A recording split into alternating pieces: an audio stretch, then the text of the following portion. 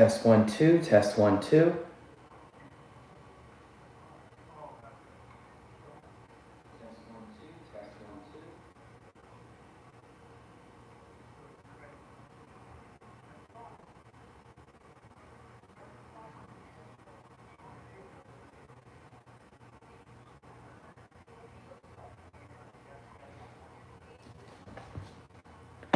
Good afternoon once again from Ben Hines Field at the University of La Verne, where we continue baseball census collegiate summer league action under scorching skies. It's 92 degrees here at first pitch as the Arroyo Seco Sentinels get set to take on the undefeated SGV Monarchs in what's shaping up to be another tightly contested matchup. Thanks for joining us here on the YouTube live stream, and as always, I'm your play-by-play announcer, Jack Padsy. These two teams met just a few days ago, and that one went down to the wire. Today promises more of the same. The Sentinels come in at 1-2, looking to bounce back from a tough loss to the OC Juice, while the Monarchs aim to stay perfect at 3-0 after edging Arroyo Seco in their last outing. Let's take a closer look at both squads heading into this one. The SGV Monarchs continued their unbeaten run last Wednesday with a clutch 4-3 victory over the Sentinels, using late-inning heroics to get it done. Tied at 3 in the bottom of the 8th, Steven Mara delivered the head single, sealing the deal for SGV. The comeback began the inning before when the Monarchs evened things up on an RBI fielder's choice. Zenon Pena picked up the win in relief with a clean hitless inning that included a strikeout. Max Ryan got the start, giving up just 1 run and 1 hit through 2 innings of work, while Michael Rogozic, Jacob Fox, Aaron Sandin, and Justin McFadden bridged the middle innings with solid reliefs. Offensively, SGV spread the production around. Alex Salazar, Isaac Tunn, Adrian Roman, and Steven Mara each collected a base hit, while Barcelo, Salazar, and Mara each drove in a run. Roman also showed discipline at the plate, drawing 2 of the Monarchs' 6 total walks. It wasn't flashy, but it was efficient, the kind of win that speaks to the Monarchs' depth and clutch ability. The Sentinels, meanwhile, are coming off a 9-2 loss at the hands of the OC Juice, a game that unraveled late after they briefly took the lead in the 6th inning. Carson Panarissi came through with a big RBI double to put Arroyo Seco ahead 2-1, but OC answered right back in the bottom half and never looked back. Matthew Standers got the start and was effective, tossing 2 scoreless innings with a pair of strikeouts. Panarissi led the way at the plate with 2 RBIs on the day, going 1 for 3. He was supported by base hits from Evan Nara, Logan Parker, and Patrick Fregoso. Bo Stubbs continued to be a spark plug at the top of the order, drawing 2 walks and setting the tone for a team that totaled 7 free passes overall. Despite the loss, the Sentinels showed moments of promise, from strong plate discipline to timely hitting, and they'll look to put it all together to even the score against SGV. It's a rematch in the summer heat, with plenty on the line early in the baseball census season. Will the Monarchs continue their unbeaten march, or can the Sentinels strike back with a bounce-back win? We are just moments from first pitch here at La Verne. This is Baseball Census, and you're watching the Arroyo Sentinels take on the SGV Monarchs. Let's get right into it. So the defense for the Monarchs aligns themselves this way, with Justin McFadden getting the start, as the Sentinels will look on and take him on yet again, as they faced him 6 days ago. Moreno is behind the plate, Salcedo is at first, Altamirano at second, Helene at short, McClyman at third, Ramirez in left, Ochoa in center, and Miranda in right. And now we've got the starting 10, the lineup for the Sentinels. So it's Ducro, Panarissi, Fregoso, Werdesheim, Allen, Manuel, Rutkin, Gerfine, Laureano, and the starting 10 for the Sentinels. So Justin McFadden, the right-handed arm, will face Alejandro Ducro to get things underway from Ben Hines Field.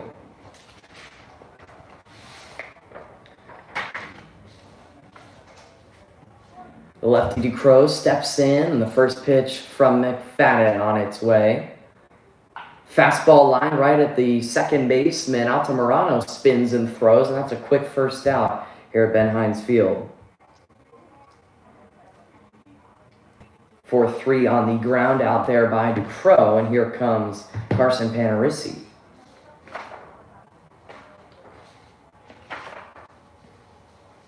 Carson, an outfielder, 6'3", 210. Swings at the first pitch thrown by McFadden, fouls it straight back. Went to Saugus High School, and this summer he's 1 for 3 with his lone hit being a double. He's got 2 RBI notched so far. The righty McFadden on his way home. 0-1 pitch just a little bit low, called by the home plate umpire. 2 umpires today. 1 base and 1 behind the dish. They're wearing their blue suits with the summer heat. And the 1-1, McFadden tries to go off speed, missed outside. Good layoff from Panarisi, the left fielder.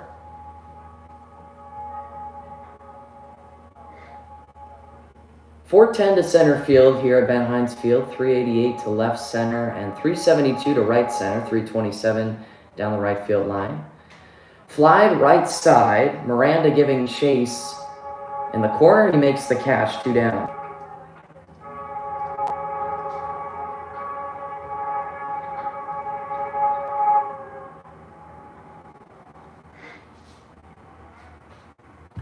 Two down, bases empty for the extra hitter Patrick Fregoso. He's been off to a hot start this summer. He's 4 for 9 with a double, a home run, and 8 RBI in 3 games with 2 walks, 2 strikeouts. McFadden steps and out of the windup. He gets the foul ball off the left side netting. No balls and a strike. McFadden, he's been efficient up to this point. He hasn't been afraid to throw the lefties outside, throw the righties inside. He's been able to get soft contact. And the 0-1. Hit sharply, same spot to that left side. As Fregoso likely late on the McFadden fastball. 0-2.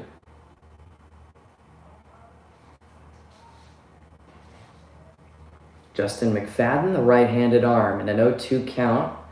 Can do what he wants here. Out of the windup. And just high. Try to get him chasing on the fastball. Fregoso coming in after hitting a home run 6 days ago against these very Monarchs. And the 1-2 from McFadden. Inside pitch, lofted center field. Ochoa on the run, and he's going to make the shoestring grab for out number 3. That will end the top of the first. Justin McFadden throws 9 pitches, and he sets down the Sentinels in order. No runs, no hits, no errors. Ochoa, Hellion, and McClyman coming up for the Monarchs when we come back. 0-0 after half of 1.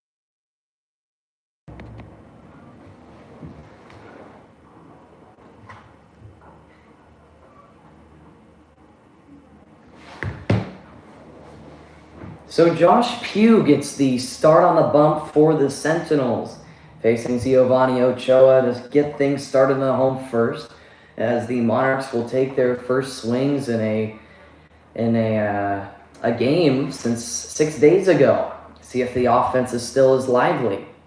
Pugh throws, and it's just a little bit low for ball number 1. The defensive alignment today for the Sentinels, Pugh is, of course, on the bump. He throws to Mark Manuel, a new addition to this Sentinels group.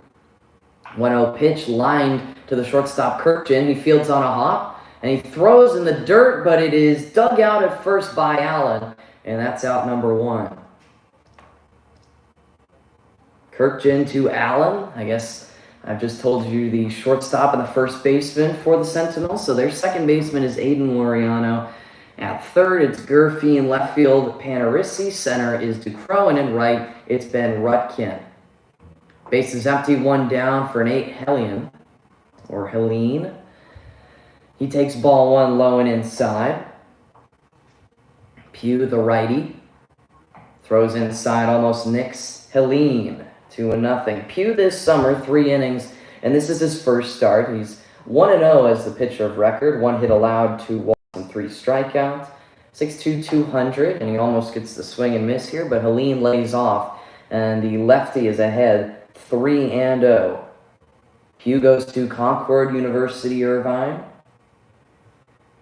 It's the shortstop. The 3-0 pitch is cut on and missed. A daddy hack, even while he was ahead. Helene now in a 3-1 count. Helene is an Angels supporter. His favorite favorite player is Mike Trout. Here he lines one into the gap. Mike Trout-esque, and this one is going to be bobbled out there in center field by Ducro, trying for 2. There with a nice slide is Helene. Single plus an error on that ball to the gap. Ducro couldn't cleanly cut off.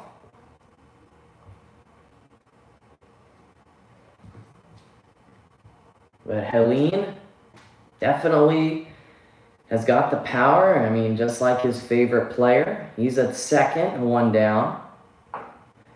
Taking high is Matt McClyman, the third baseman for the Monarchs. McClyman goes to Fullerton Junior College, where he's a third baseman, and he also pitches. He's at third starting today. And the righty Pugh takes a deep breath, working out of the stretch with a runner on base. And this one goes by the backstop Manuel, and that wild pitch will bring the runner Helene 90 feet away. McClyman went to Chino Hills High School, which 2 years removed won the District 5 Southern Section Championships, I believe. I know because my high school got eliminated in one of the first rounds in that tournament. But McClyman, an incoming freshman at Fullerton JUCO. 2-0 pitch, grounded, giving chases Kirkjian, but it's by him and into center field. Matt McClyman has an RBI base knock, and the Monarchs make an early statement here in the bottom of the first off of Josh Pugh. 1 on, 1 out. Here is Joaquin Salcedo.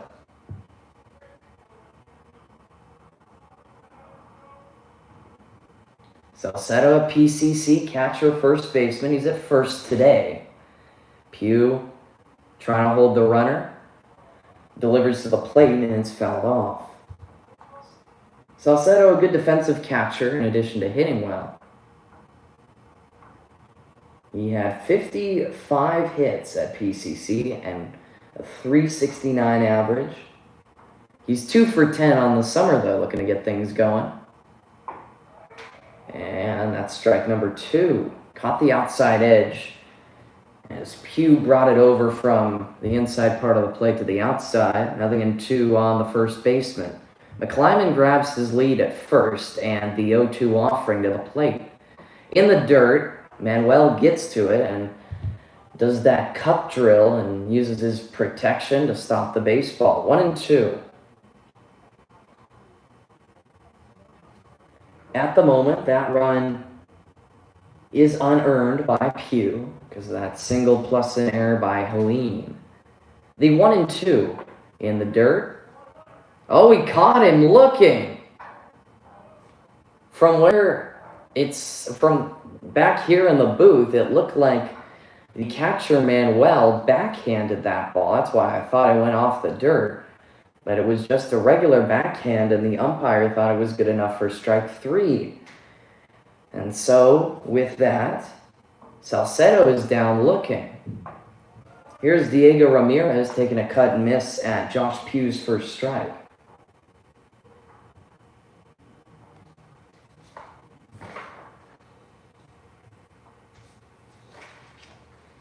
Diego Ramirez will wait as the runner goes. The throw down from Manuel is not going to be in time. The stolen base by McClyman brings him into scoring position.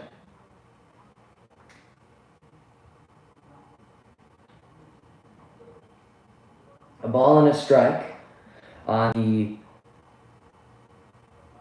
Monarchs 5 bat. Ramirez also attends University of Laverne. The 1-1 in the dirt. Blocked by Manuel. 2-1. Ramirez 5'10", 170, 0 for 5 this summer, looking for his first hit. It would be a big spot and give the Monarchs likely a 2-0 lead if he comes away with a base hit here. He chops it to third, racing after it, and getting it on the high hop is Gerfine. He completes the throw to Allen at first, and that first frame will finally come to a close. 18 pitches thrown by Josh Pugh. He allows a run with 2 hits and an error. Wertheim, Allen, and Manuel coming up for the Sentinels when we come back. We go to the second frame, and the Monarchs jump out to an early 1-0 lead.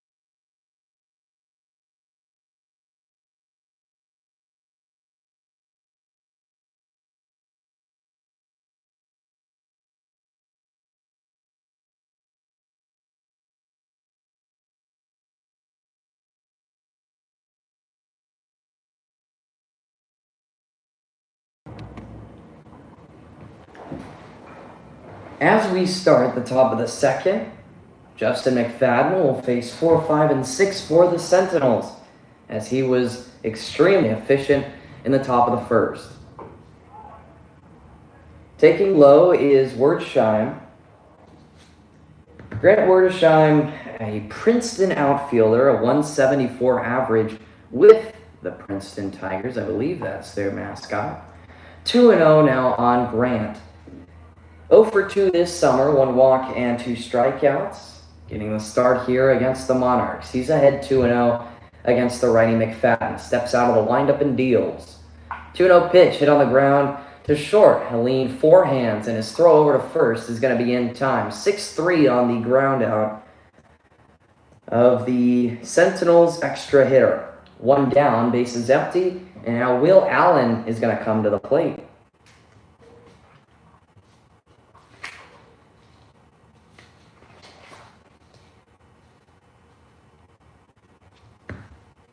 Allen, the left-handed first baseman, waits for the first pitch from McFadden. 2 low, ball 1.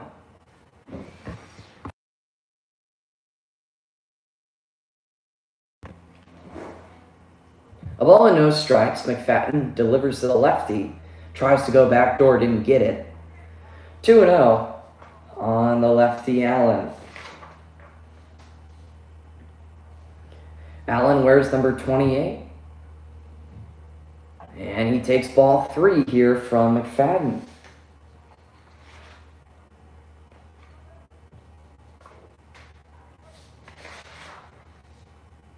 Will Allen at APU, 6'3", 240, big muscular guy. From the left side, he takes a belt-high fastball from McFadden. Allen has been around. He's also played at Cal State San Marcos. He's a redshirt sophomore, I believe. Maybe going to be a redshirt junior on the next season. But he takes low for ball 4, and nope, that's going to be strike 2. The umpire saw that he twirled his bat, and Allen will have to deal with a full count.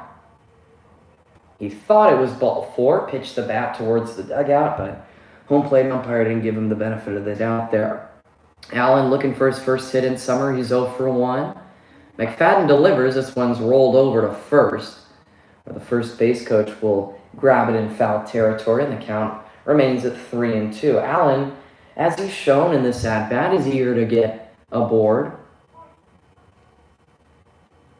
Trying to get the Sentinels offense rolling as they're down 1-0 early. This time he takes strike 3 call. He's going to have to get used to that low zone. That's the second pitch he thought he had. But it's going to be strike 3 looking as the umpire got him on the backwards K. McFadden registers his first strikeout on Allen. Here's Mark Manuel, the catcher. McFadden rolling with his team having a lead. That one's fouled into the mitt of the catcher Moreno by Mark Manuel. Manuel coming into this Sentinels group. This is his first game that he's played in his first start. 0-1 and 2 outside. It'll be a 1-1 count as the curveball brings it to an even count. Sentinels, offense-wise, they have a team 222 average. That one skied right side. Miranda on the run and dropped it in foul territory. Could have had it, but too tough of a play to give him a foul ball error on. And the count will move to 1-2 as Manuel gets another shot at it. Maybe going from dirt or grass to dirt confused the right fielder Miranda there. He had a bead on it and didn't also want to run into the netting. That is going to be just low. McFadden thought he had it. He was walking off the field along with the middle infielders. Manuel knows his zone. 2 balls and 2 strikes. McFadden working out of the windup to the Sentinels 6-hitter. The 2-2 pitch swung on and tipped foul. Goes straight back, and the count remains at a 2. Bases empty, 2 down here for the second. Monarchs have a 1-0 lead thanks to the Matt McClyman base hit. 2-2. Line, but right at the third baseman McClyman, who we were just talking about, he gets some action to end the top of the second. Manuel hit it hard, but unfortunately an atom ball for out number 3. No runs, no hits, no errors on 16 pitches thrown by the right-hander McFadden. We go to the bottom of the second. The Monarchs still with a 1-0 lead.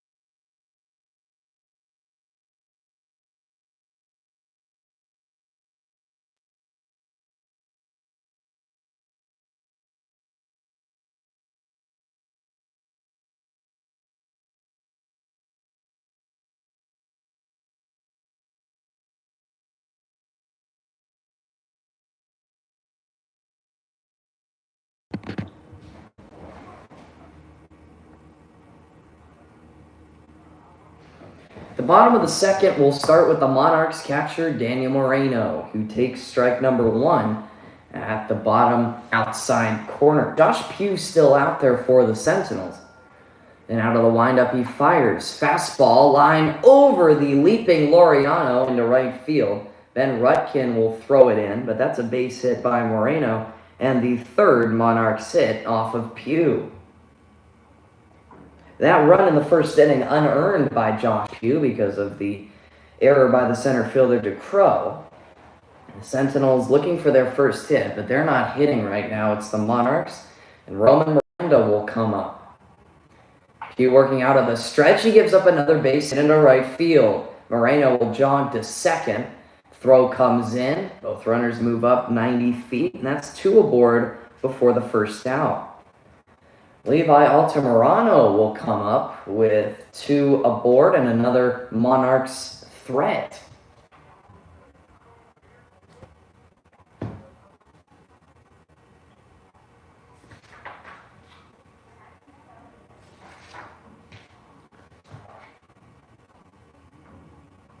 Altamirano with 2 aboard and nobody gone. Takes high ball 1.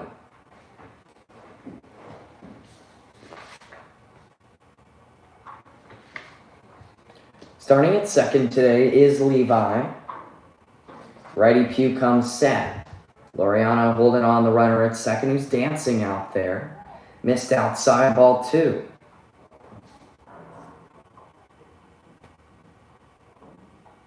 Levi Altamirano, he's familiar with Ben Hines Field because he plays here during the spring, as he is a Laverne Leopard. Went to Bishop Amat, he's 5'10". Belt high strike. That fastball had some sinker action, 2-1. Altamirano this summer comes in at a nice 3 for 5, according to my notes, and where he's registered a double. Swung and missed. The ball goes off the mid of the catcher Manuel. Both runners will stay put. Didn't go too far away, but that was just a flail by the catcher Manuel on a thrown baseball. 2-2 on Levi Altamirano. Pugh will come set once again. He takes a deep breath, and the righty kicks and deals. The 2-2 pitch. Swung on and missed, strike 3, and that is a very big strikeout for the Sentinels right-hander. He gets the 8th hitter for the Monarchs down swinging. He had him fooled with the changeup. And there are 2 on, 1 down for Adon Garcia.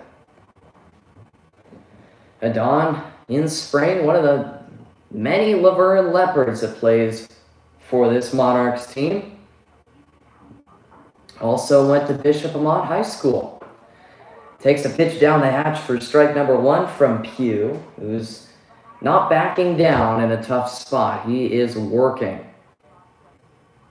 This summer, Garcia's 1 for 3 with 2 walks, 1 strikeout, and he's caught an inning for the Monarchs.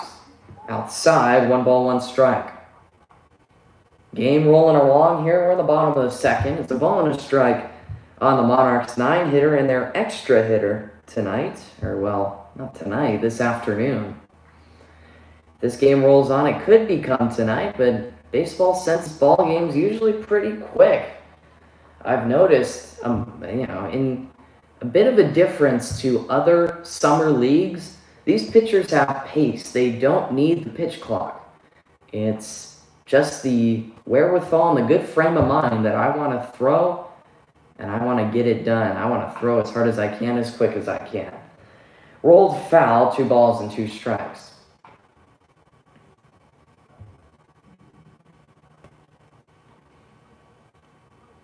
Pugh has thrown 30 pitches through his inning and 2/3 of work. Wonder how long the leash is for the right-hander, as the Sentinels in the last game let their starter go 3 innings. Swung on and missed, strike 3, and he's picked up another strikeout. And from bases almost loaded and nobody out, we go to a much easier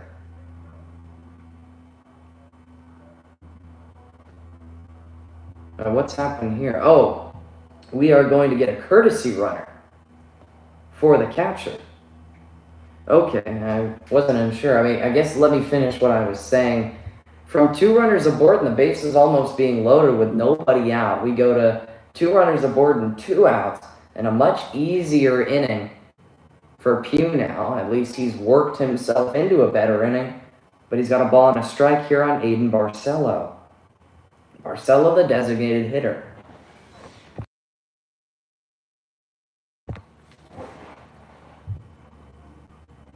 The 1-0 pitch rides inside, not called a strike, and it's 2-0 on the lefty Barcelo. We had back-to-back hits in this inning by by Moreno and then Miranda. But Adon Garcia at second as he courtesy runs for Moreno. This one sent foul off the screen, 2-1.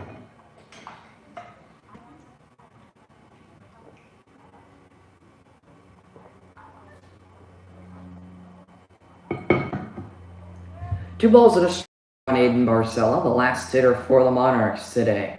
Pugh along set, he delivers.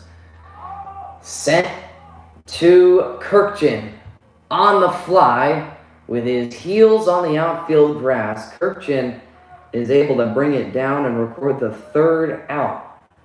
And the first two reach for the Monarchs. They leave both stranded. No runs on 2 hits, no errors on 17 pitches. Rutkin, Gerfine, and Laureano coming up for the Sentinels when we come back. 1-0 after 2 full from Ben Hines Field.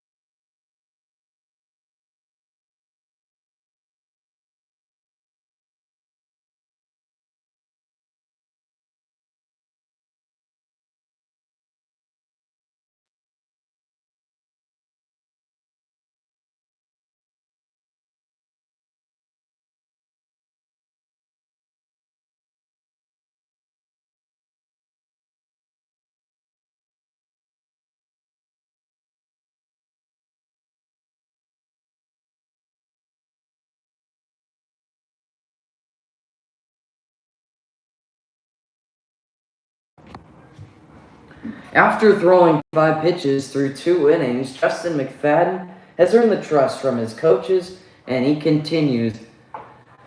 To the 3rd inning we go. Ben Rutkin starts things off for the Sentinels. It'll be Rutkin, Gerfine, and Laureano in this frame. In the top of the 3rd for Arroyo Seco. The 1-0 pitch lined into center field. Ochoa will have to take it on a bounce, and that's the first Sentinels hit. Ben Rutkin comes through. Runner aboard and nobody out. Here comes Diego Gerfine.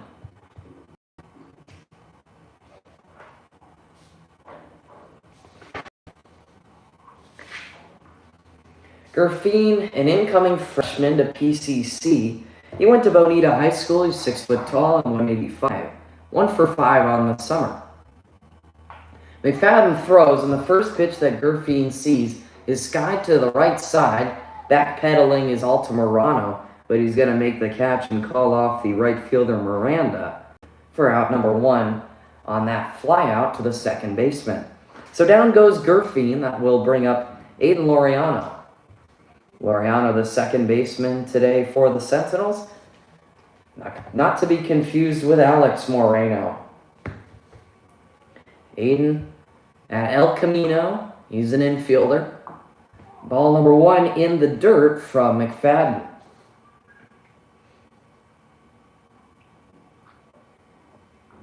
Aiden Laureano went to Riondo Union High School. He's a business administration major. 5'10", 180. Cuts at this one, grounds it to short. The shortstop ran into the second baseman, so he's only got 1 play, and that is to tag out Rutkin. Likely could have been 2 if Helene didn't run into Altamirano, but his momentum took him harsh into second base. And he kind of got mixed up. He didn't know whether to go to first, go to second, try for the double play, tag out the runner. But they get the out, and I guess that's all that McFadden wants as he delivers the first pitch. It's lined and it'll drop before the left fielder Ramirez. Kirkjian aboard. The Sentinels quickly have 2 on. As quickly as this inning started, it seems like we're already near a make-or-break start, or make-or-break spot in this inning. With 2 on and 2 out, Alejandro DeCrow is going to come up. He bounced the ball to second and was out there. Doesn't wear batting gloves, facing the right-handed McFadden, who's only thrown 6 pitches this inning. 2 on, 2 out. Big spot for DeCrow. He swings and drives it back up the middle, base hit. Here comes Laureano. The throw will go to second as the Sentinels tie this game up. Laureano comes home and scores. That means Kirkjian goes to third. Back-to-back singles with 2 outs have given the Sentinels the momentum to tie this game. Here's Carson Panarisi, 0 for 1 on a flyout to right field. Through 2 innings, the Sentinels offense didn't really look that great, but they are rolling now. First pitch is flared right side, long run for the right fielder. He dives and it's by him. 1 run home for the Sentinels. Going first to third is DuPro as Panarisi ends up with the double. Sentinels have the 2-1 lead. Miranda came on, and it's one of those trouble balls that also had Altamirano chasing after it, but both of them couldn't get there, and it drops in for a base hit.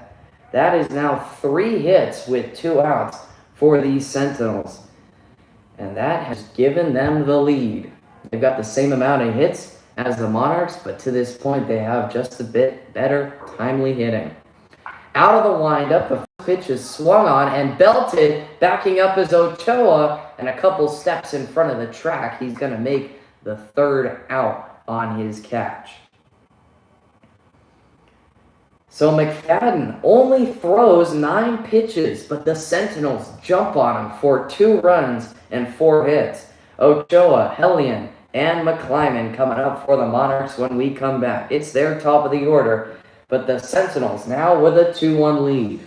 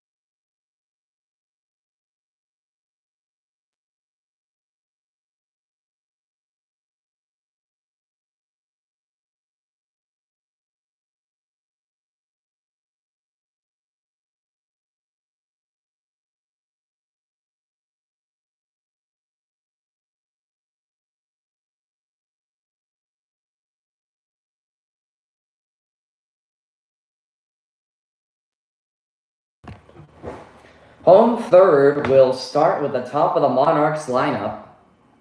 Against the same arm, Josh Pugh.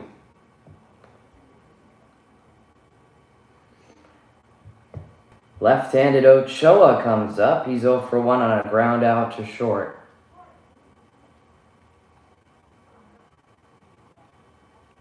Stepping and throwing, Pugh's first offering catches the belt for a strike. Looking.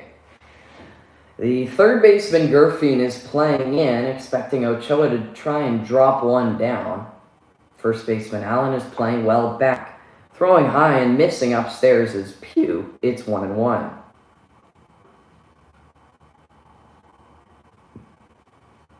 A ball and a strike on Giovanni Ochoa. Pugh winds and fires. Ochoa into right field goes the baseball, but Ben Rutkin is going to be there for out number 1. One down on that fly out to right field, and the next to hit, Nate Helene. He had the first SGV Monarchs hit in the first inning as he singled to center and then advanced to second on an error. He takes strike one on a backdoor breaking ball. Pugh. Josh Pugh takes a deep wind up here. Tip foul, 0-2 on Helene. Sentinels able to grab the lead in the top of the third. That's where we're at right now. But the bottom half, no balls and 2 strikes on Nate Helene. Winding and firing is Pugh. And the 0-2 pitch is in there for strike 3. Caught Helene looking. He shakes his head as he walks to the dugout, and he'll give the bat to Matt McClyman, who is 1 for 1 on the day. Singled and drove in Helene in the first inning. But now with 2 outs and the bases empty, the Monarchs in danger, going down 1-2-3. Pugh to the plate. First pitch cut on and missed, strike number 1.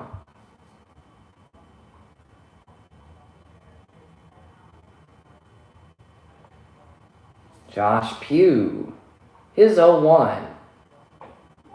Gonna be too high. Heard the loud ball call from the base umpire. Vocal umpire is always at least my favorite. I love it when up in the press box, even with all the closed doors, you can still hear the blue. That one's tapped to third, and Gerfine will field it in foul territory for strike 2. Josh Pugh, 44 throws in 2 2/3 innings. After that first inning where he allowed a run, he's been great. Here he gets the soft ground ball. Gerfine takes it in, throws to Allen at first, and that is a very strong showing from Josh Pugh in what is likely his last inning, unless the Sentinels want him to go one more. He gets the 1-2-3 of the SGV Monarchs. On only 10 pitches, he sets down the sided order. We go to the top of the 4th. Wordshine, Allen, and Manuel coming up for the Sentinels when we come back. It's a 2-1 Sentinels lead after 3.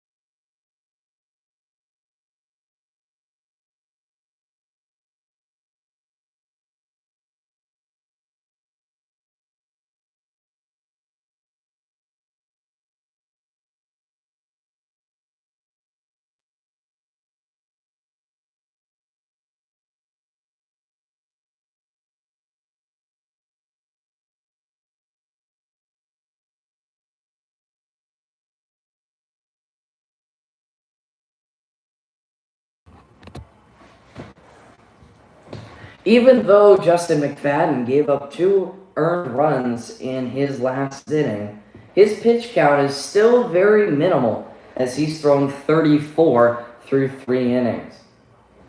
His day continues here against Grant Wordshine, who is 0 for 1 as he hit a ground ball and was out on a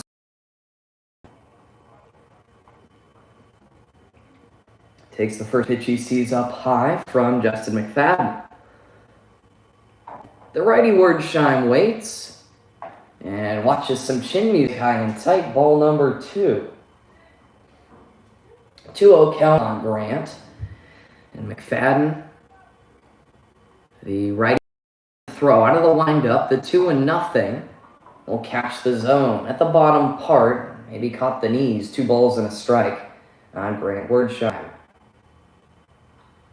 McFadden takes a deep breath and out of the windup. The 2-1 pitch rolled over to short. Fielding it is Altamirano. He guns it over to first for out number 1. Wordshine grounds out for the second time, and here comes Allen, who is 0 for 1.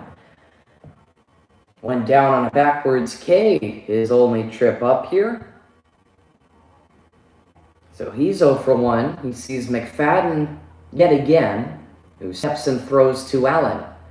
Brushed him back, but Allen gets called for the strike either way. He thought that he was going to be awarded with a ball there, but the umpire gave McFadden a strike. The 0-1 is skied very high up into the air and goes over the netting, and that'll roll onto the soccer fields near our east. 0-2 on Will Allen.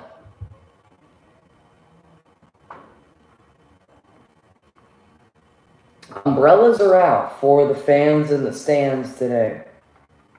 It is a hot one, but it's some great here at Ben Hines Field. The 0-2 is going to be high and outside for ball number 1. Allen working back into this count. And the righty McFadden takes a deep breath, works out of the windup. And the 1-2 roped near the dugout. That almost got somebody who was hanging out around the entrance to the Monarchs dugout. But whoever it was got out of there in a hurry. Allen had a screamer of a line drive as he really pulled it. 1-2. Foul tipped into the mitt of Moreno for strike 3. Justin McFadden picks up strikeout number 2 as Allen goes down for the second time. First looking, now swinging.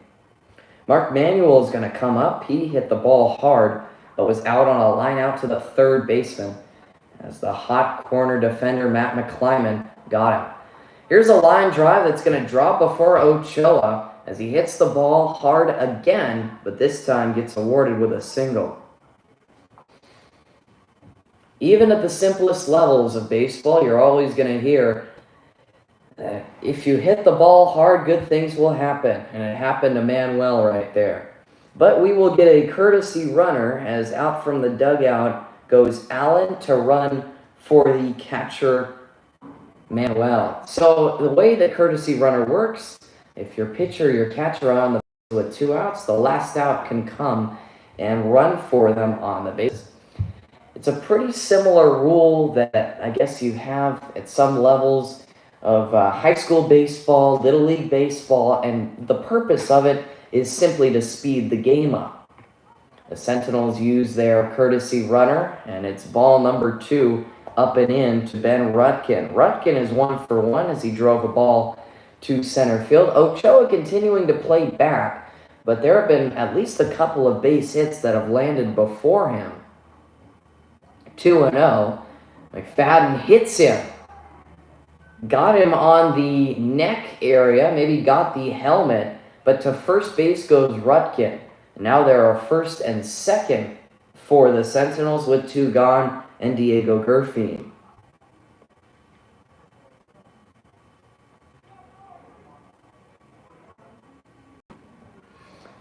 Gerfine is 0 for 1. Hit the ball in the air. It was caught by the second baseman, Altamirano. He comes up to hit against McFadden again, as the lineup will almost see McFadden twice. And if this inning continues, they might. McFadden delivers, ball inside to Gerfine, 1-0.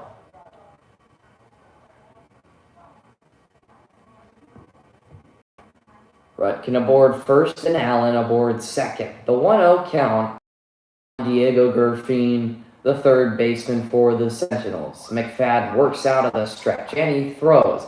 It's hit in the air again to right field. Miranda is after it, and he's got it on the over-the-shoulder catch.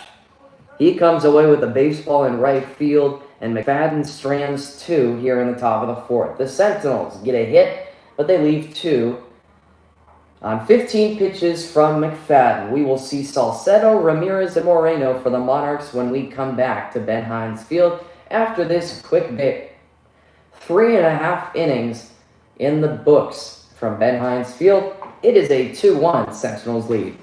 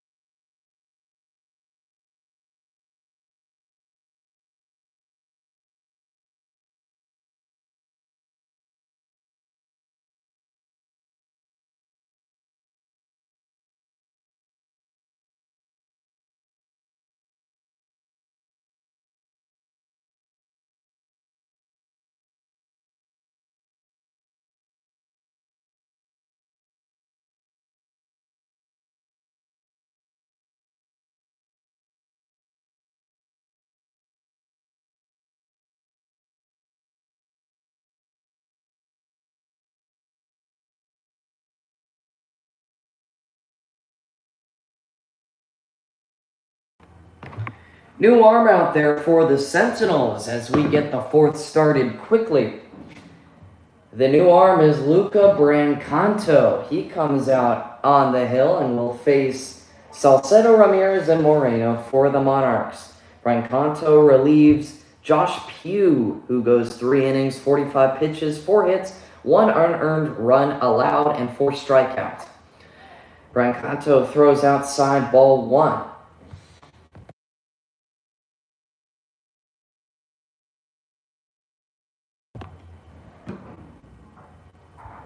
Brancanto, the left-handed arm, high and outside ball 2.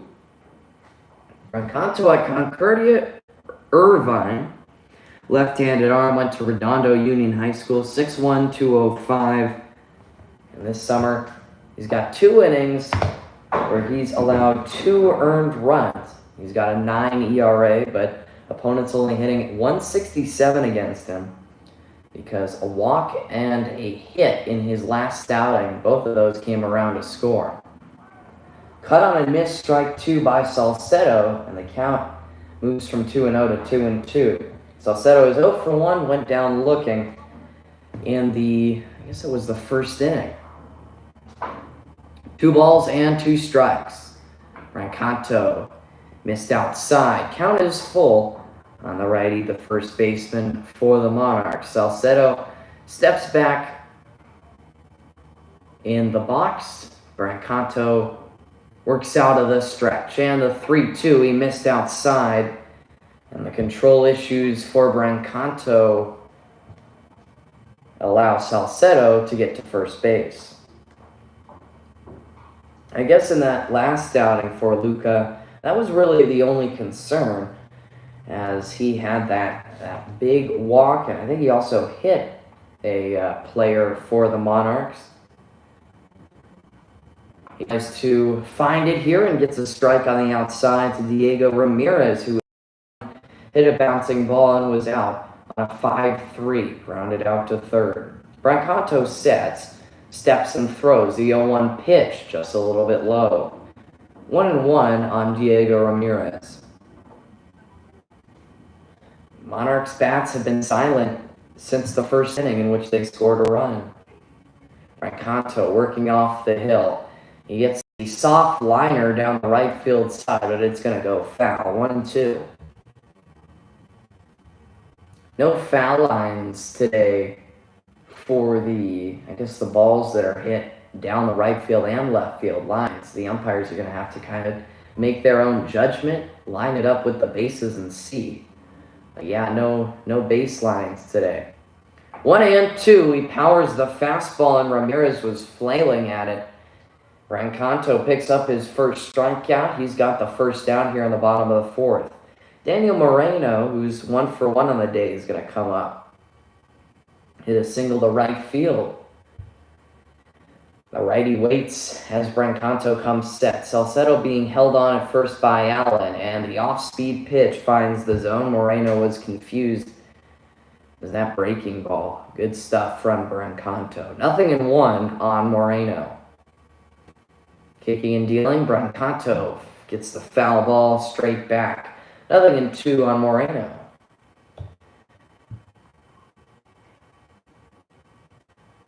Roman Miranda waits on deck. Moreno in an 0-2 hole. The catcher for the Monarchs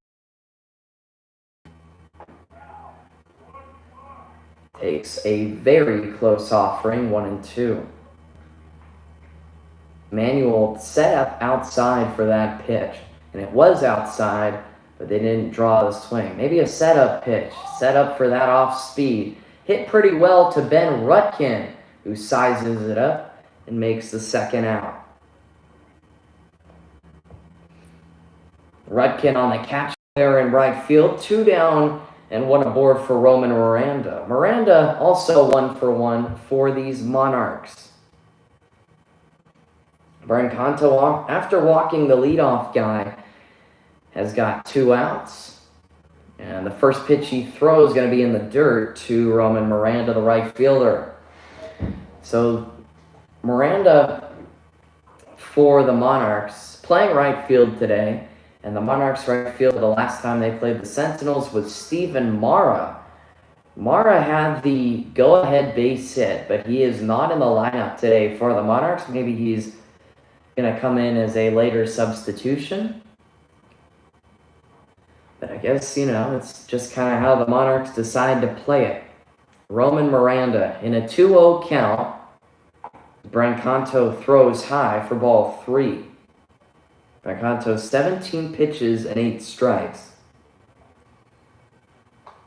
Doesn't really throw the first pitch strike, but he makes it work as he battles back from 3-0 here. He found the corner, strike 1. 3 balls and 1 strike on Miranda, who waves his bat a couple of times. In a 3-1 count, he waits as Brancanto delivers. The 3-1 is skied to the left side. First action for Panarisi out there in left. He brings it down for the 3rd out. Leadoff walk by Salcedo for the Monarchs, but nothing after that. No runs, no hits, no errors. 19 pitches from Luca Brancanto. It'll be Laureano, Kirkjian, and then DeCrow for the Sentinels as we have arrived in the 5th inning. 2-1, Sentinels lead the Monarchs.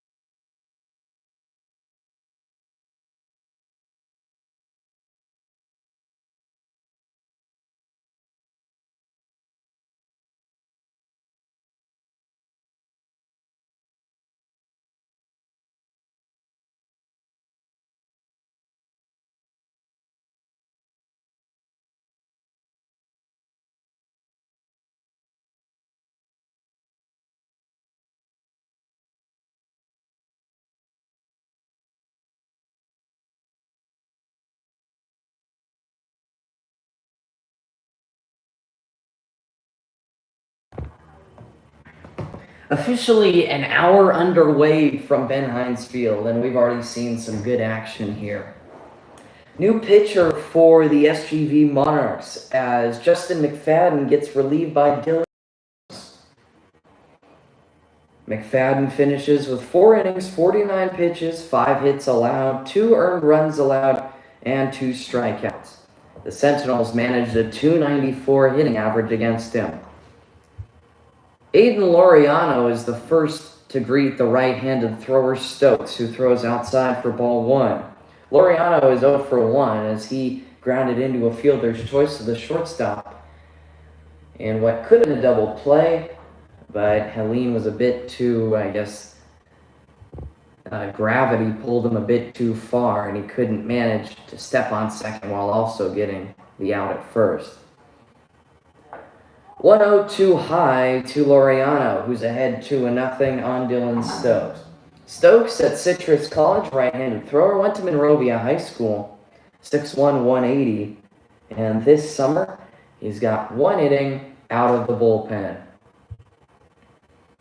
2-0 off frame, gonna find the zone. It was belt high, but on the outer third, 2 balls and 1 strike, not Aiden Laureano. We'll see 9, 10, and 1 this inning for the Sentinels as Laureano waits from Stokes. Here it comes, the 2-1 pitch. Hit well off the very thing it goes. A foul ball to the right side, 2-2.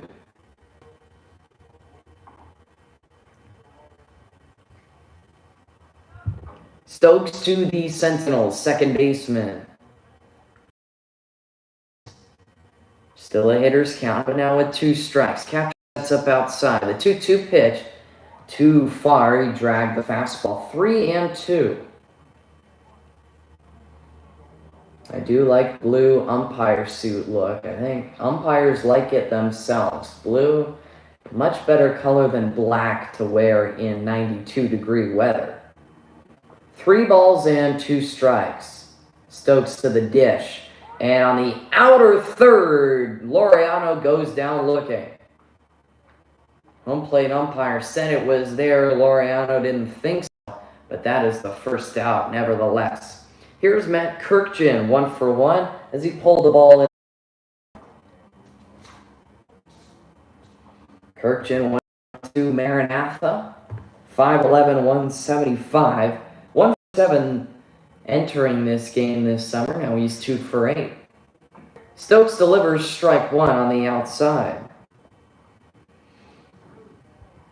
Kirkjian, the captain of the infield today, he's starting at shortstop, but batting last in the Sentinels order.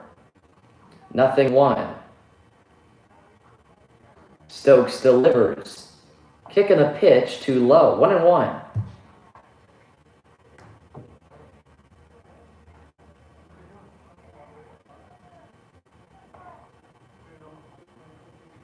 One ball, 1 strike. Stokes quickly comes set. And he throws. Fastball sent back foul. 1-2. The pitcher tempo that we've seen a lot of today and in our last broadcast 6 days ago. Now, I don't know why these pitchers have such great tempo and why they throw so quickly. But as a baseball enjoyer, it brings me so much pleasure to watch these guys quickly come into the zone and rebound. Off the hands, looped left field. Hellion dives, but it's into left field. And Kirkjian has his second hit. Helene would have made a Superman grab if he was able to reach that thing. But it landed before Ramirez. Good try from the shortstop, though. 1 on, 1 out. Back to the top of the lineup we go for Alejandro DeCrow. DeCrow is 1 for 2 as he singled most recently, but is also grounded out. Stokes out of the stretch. He throws high. Leaping is the catcher Moreno to get to the baseball. 1-0 on the center fielder for the Sentinels. A ball and no strikes. Kirkjian gets his lead as the Sentinels tack on their 6th hit today. Ball inside, 2-0.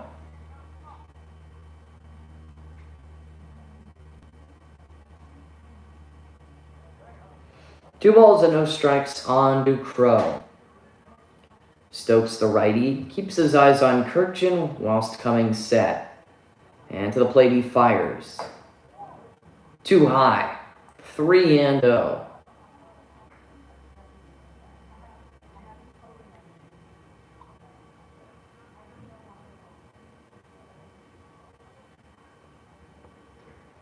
Three balls and no strikes on Alejandro DeCrow. Umpire leans in, and Stokes comes set. DeCrow will take a 4-pitch walk. Kirkjian will be forced to move to second, and there are 2 aboard with 1 down for Carson Panarisi.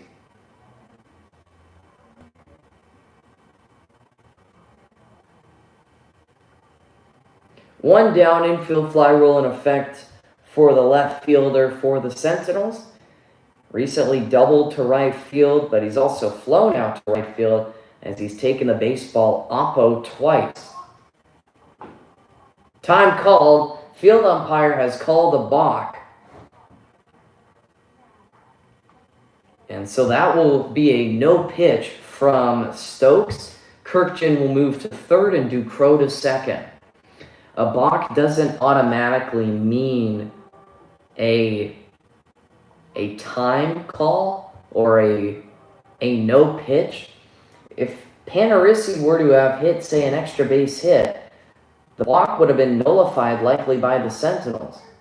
Strike one on the outer third. And there have been a couple instances in the MLB where we've seen stuff like this, but the balk is called, and if Stokes delivers the baseball and there's an extra base hit, the Sentinels have the option to choose whether to enforce the balk or to go with the play that happened. One of those weird intricacies of baseball that really not a whole lot of the fans know. And I'm going to be honest, that's something that I learned maybe a couple weeks ago at best. That's the best part of this game. You're always a learner. 1 ball, 1 strike on Panerissi. Stokes comes set. With 2 in scoring position, Panerissi almost gets hit on the curveball that tried to go backdoor, but it's 2-1. Stokes left it up high. 2 balls and a strike on the Sentinels left fielder. Stokes to the dish. This one fouled high. 2-2. Ben Hines Field is the home of the Laverne left.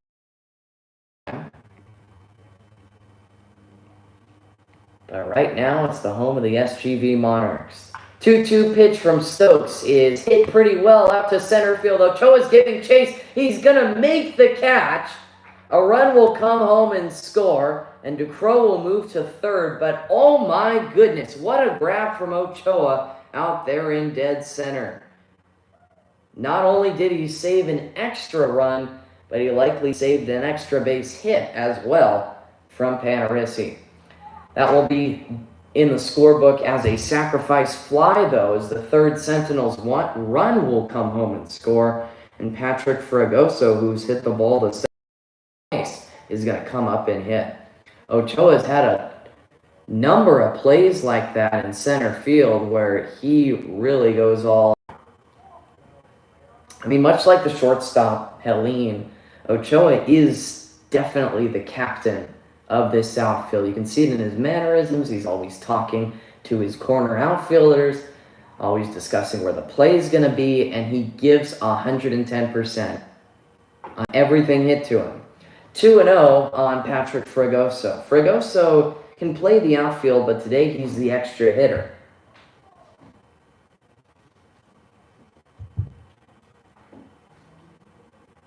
The extra hitter rule, a pretty good rule here in the Baseball Census Summer League. Gives more guys the chance to hit. Fragoso has had 3-0 on Stokes here. But yeah, extra hitter, 10 guys in the lineup. Versatility, if you want the extra hitter to catch for your catcher after 5 innings, you can do that. 3-0 pitch is going to be outside. That's another 4-pitch walk issued by Stokes. And the second walk that he's issued in total. There will be runners at the corners and 2 down for Grant Werdesheim. He's grounded out twice, both to the middle infielders, 1 to short, 1 to second. Sentinels ahead by 2 here in the top of the 5th, but an extra base hit. The game open. Fouled back. I mean, we've seen, though, in this Baseball Census Summer League that games really aren't over until the 27th out. So, if he lines one to the gap and gets 2 home, it's a 4-run lead. Sentinel's in a good spot, but the game is definitely not over. That's still a what if. But a ball and a strike here on Grant. It's a 3-1 Sentinels lead at the moment. Still anyone's game, but Stokes tries to keep. High pop fly. McClyman ranges over. He's still in foul ground before he makes the catch. And will roll the ball to the pitcher's mound, signifying the 3rd out. Top of the fifth is over, but the Sentinels get a run home on a hit. No errors on 26 pitches. Altamirano, Garcia, and Barcelo coming up for the Monarchs when we come back. Might have been more if not for Ochoa's great grab in center field. Halfway home from Ben Hines Field, and it is a Sentinels 3-1 lead.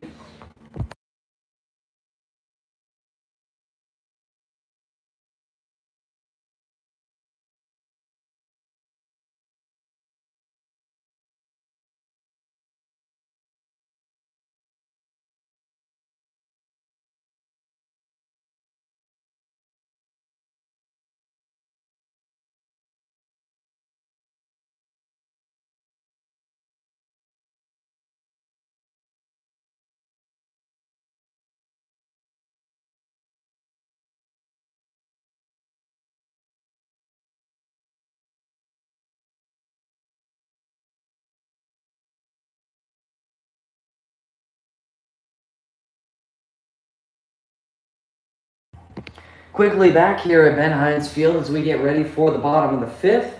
Luca Brancato, 19 pitches of work as he will face 8, 9, and 10 in this frame for the SG Monarchs. Starting with Levi Altamirano. Altamirano is 0 for 1. He went down swinging in his only trip to the plate here. Brancato, the lefty, his first offering of the fifth, drops in the zone for a strike.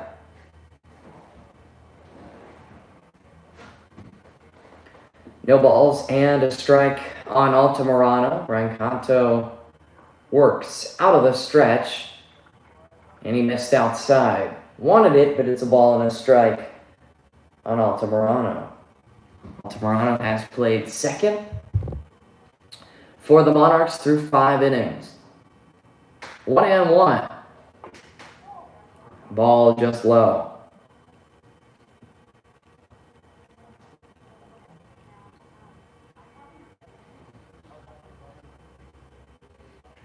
Brancato on his way home. Gets the foul ball straight back. And it is 2-2. Came off the brick.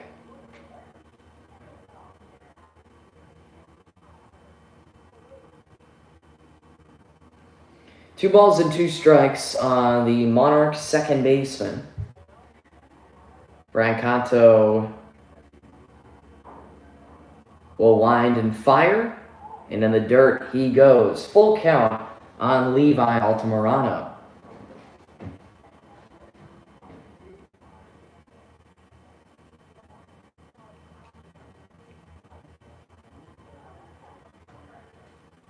Brancato's full count pitch on its way. Going to be outside for ball 4. He's walked Altamirano. And he yet again leads off the inning with a walk, as that's his second guy walked. And in the last inning, he also, I guess, who did he walk? He walked Salcedo to start the inning, but then quickly got out of that. It'll be interesting to see if he can do the same. He faces a Don Garcia here. Ball outside, 1-0. Garcia is 0 for 1 on a swinging strikeout.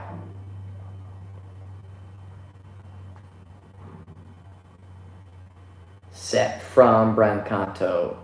Stops his movement and delivers to the plate, and that curveball gets a strike.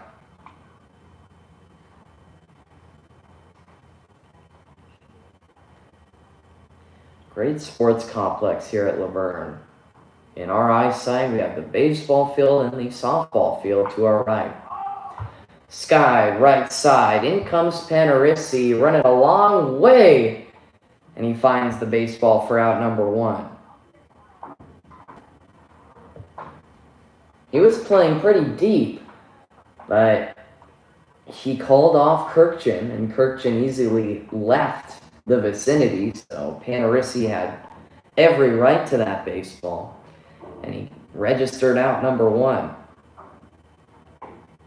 Taking strike 1 here is Aiden Barcelo. Barcelo flew out to short, so he is 0 for 1.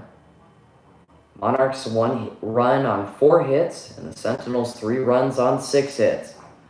That's cut into the mitt of Manuel, 0-2.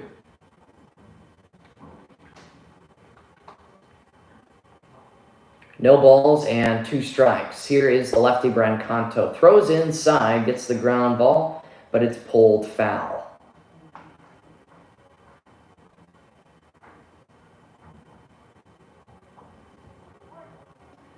Nothing in 2.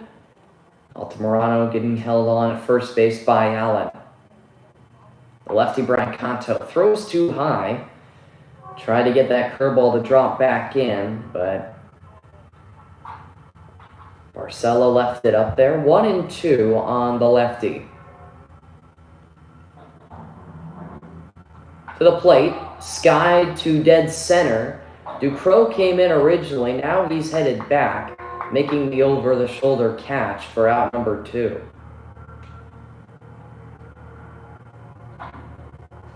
Two down, here is Giovanni Ochoa.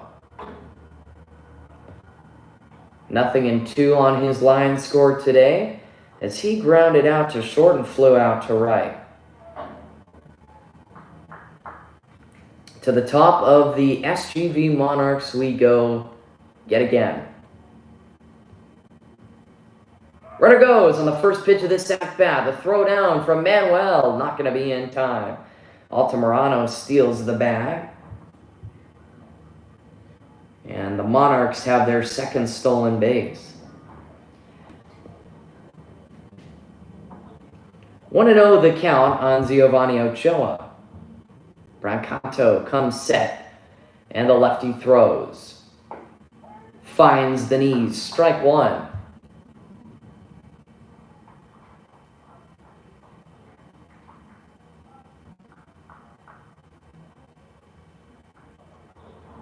The 1-1 pitch.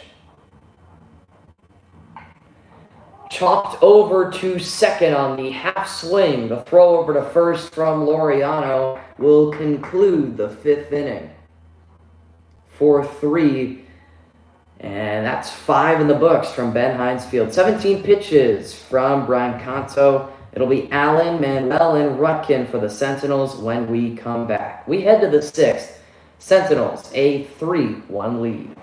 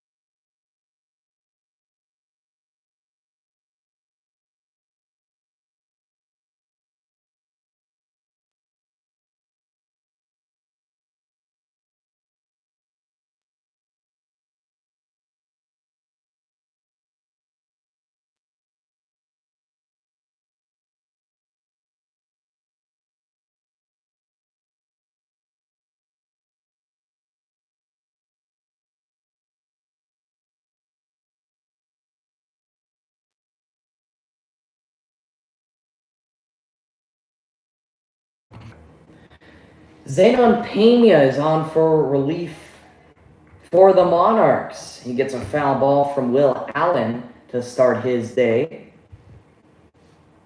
Pena with a strike on Allen. He'll see 5, 6, and 7 this inning for the Sentinels. Allen is 0 for 2 with 2 strikeouts. He's late on the Pena heater, 0-2. Zenon Pena at University of Laverne. He's an incoming freshman. Ball high and outside, 1-2. Pena, 6'3", 200 pounds, went to Los Osos High School, where he also played football at quarterback and linebacker.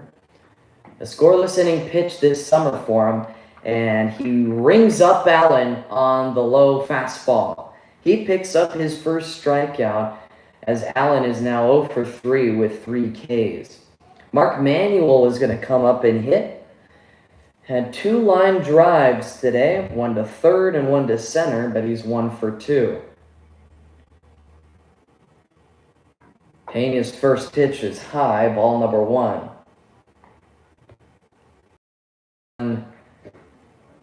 Was the pitcher of record in the 4-3 win over the Sentinels.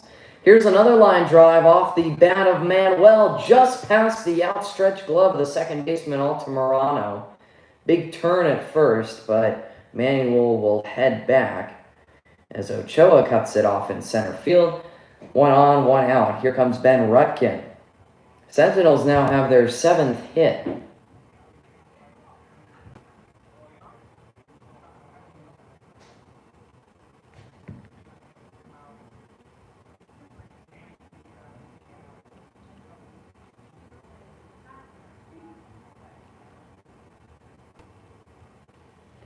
Pena comes set, and his first pitch to Rutkin, going to find the outside edge. Strike number 1. Ben was hit by a pitch most recently, but he's also got a hit on the day. Hit went to center field. Foul tipped into the mid of Moreno's.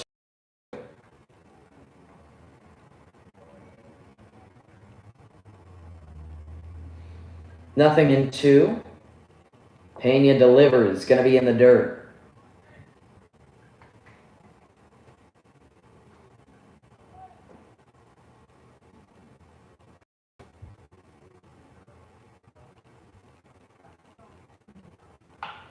Rope down the line, a fair ball. This will roll into the left field corner where Ramirez will retrieve it. Manuel is going to go first to third, and Rutkin lines up with a double.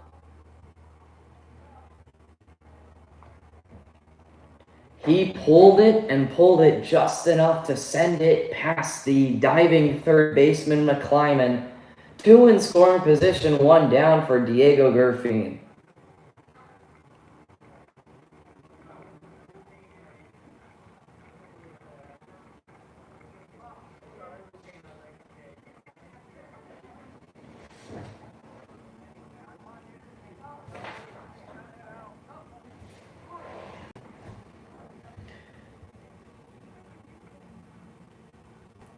Two in scoring position, 1 down for Gerfin, who takes ball number 1. And I believe that coming in to catch for Monarchs is Adon Garcia. He goes from the extra hitter to the catcher spot. I believe that's him because I think I can see a number 2 on his jersey. But that is just a guess. I think that the original catcher Moreno's going to be taken out of this game. He might still hit. They'll probably switch the extra hitter for the catcher and the catcher for the extra hitter. 2 balls and 2 strikes on Diego Gerfin.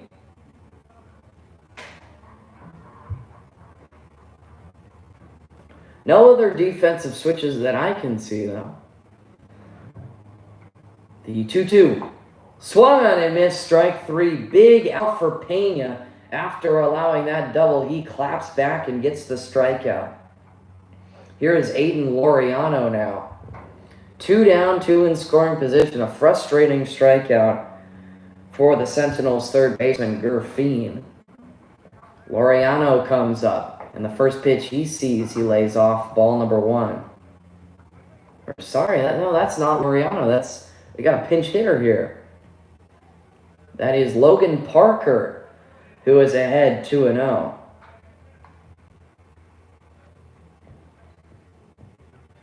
Sentinels pinch hitter. I noticed it was a different hitter because the lefty doesn't wear any batting gloves, does Parker.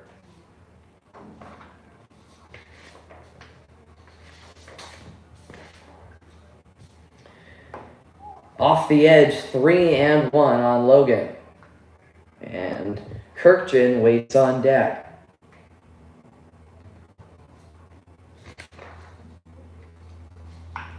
Right back up the middle, base hit. Manuel's going to come around and score. Here comes Retkin. The throw is going to be cut off, and the Sentinels have a 5-1 lead. Right through the middle of the infield, Parker, the pinch hitter, gets the job done. With 2 outs, the Sentinels have tacked on 2 and added on to their lead.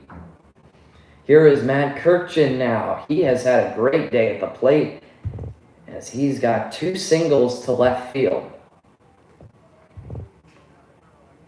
Coming set is Pena. He delivers high, ball 1.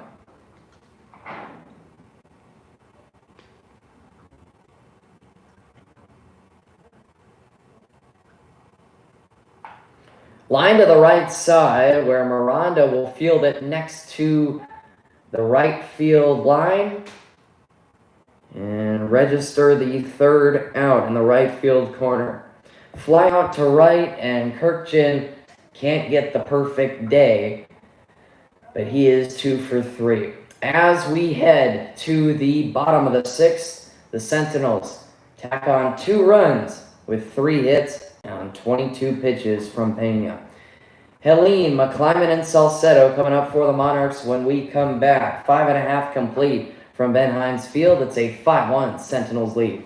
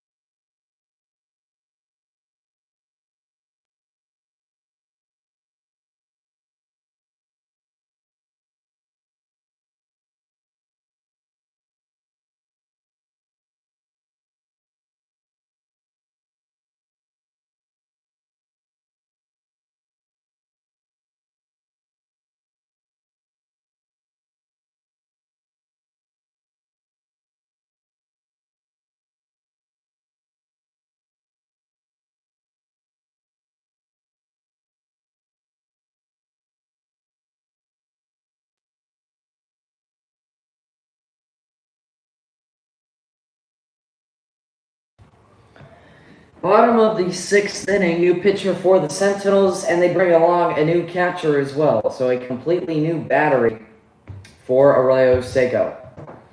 First pitch from Caden Montez. The new arm gets a strike.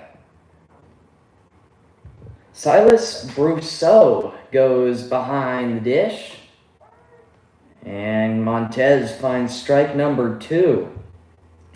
Helene is the batter. He's 1 for 2 with a single, but he struck out looking most recently. 0-2 from Montez.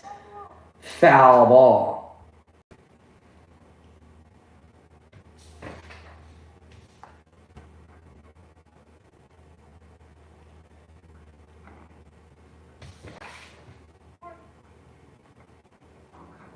Silas Brousseau, the new catcher. No balls and 2 strikes on Nate Helene. The lefty shortstop waits and takes 1.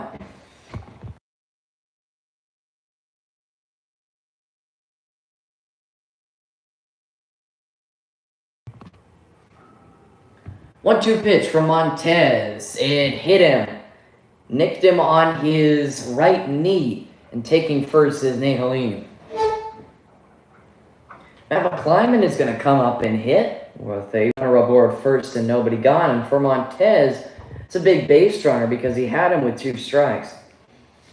Caden Montez, this summer, an inning thrown, a hit allowed, an earned run allowed, 1 strikeout. He goes to Chaffee College, where he is 5'10", 165, and a right hand.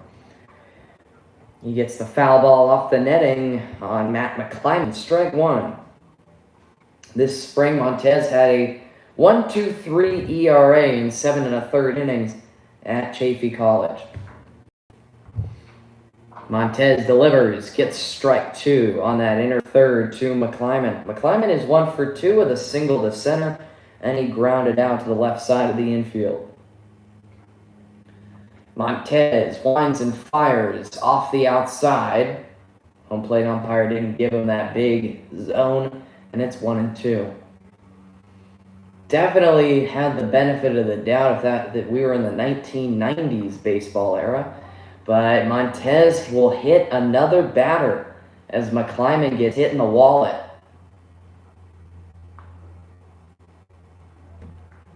Two aboard, nobody gone, both on hit by pitches, and both with 2 strikes.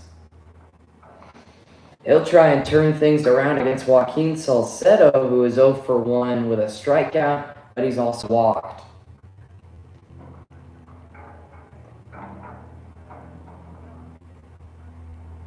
First pitch, Montez, ball 1 low.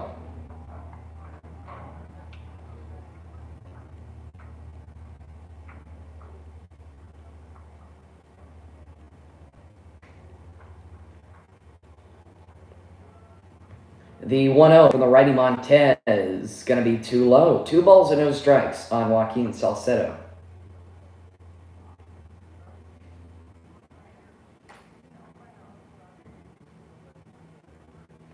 Two and 0, Montez sets for a long time, keeps his eyes on second, double checks on Helene and throws. The 2-0 pitch sent foul to the netting, and that will bring Montez back into the count.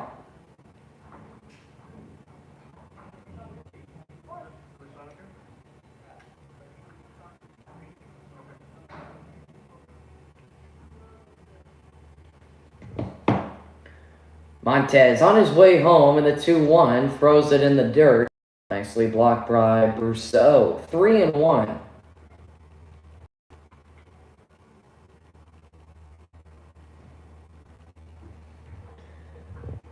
Three balls and a strike on the Monarchs' first baseman. Set from Montez. And he throws inside, ball 4 to Salcedo, and he has loaded the bases. 3 straight have reached for the Monarchs, and out comes the head coach for the Sentinels. And that is, I guess, likely a mound visit, a pep talk with Caden Montez, as he's thrown 14 pitches and 6 strikes.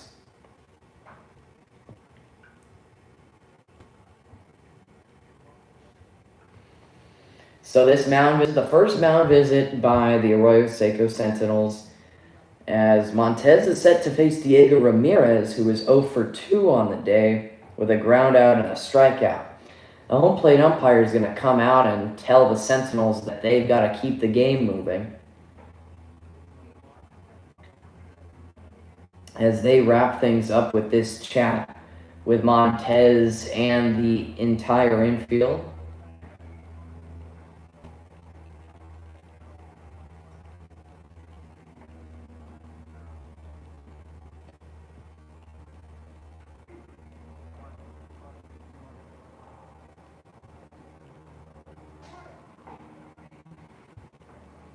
Bases loaded, nobody out for Diego Ramirez. Montez, his first pitch, called a strike. Hits off the mid of the catcher.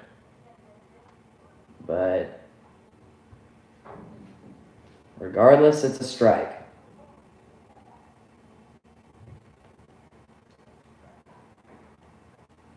Nothing in 1, the delivery sent foul to the right side. Nothing in 2, and Montez is ahead. Exactly what you want to see after the mound visit.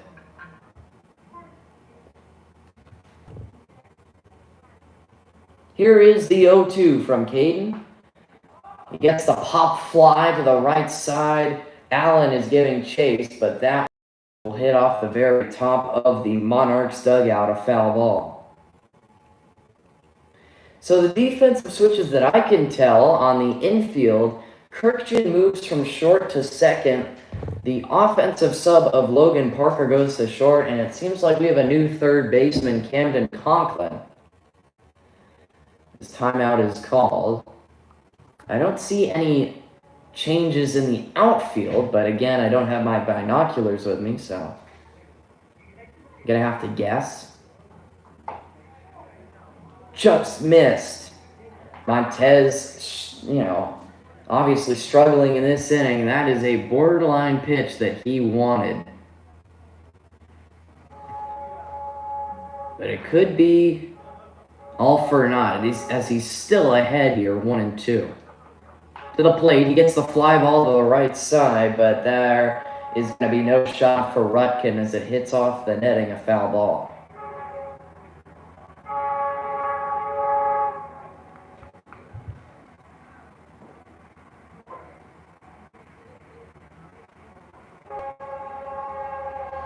Here is Caden Montez. Another two-strike pitch is going to be fouled away. Ramirez with a great battle.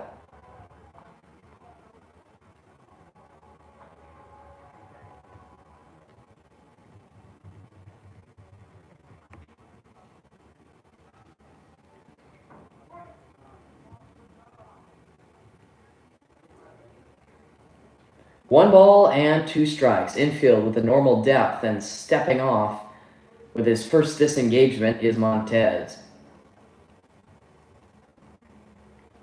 The 1-2 on the way. Just high. Try to get the swing and miss from Ramirez, but Diego does not pull the swing. 2-2.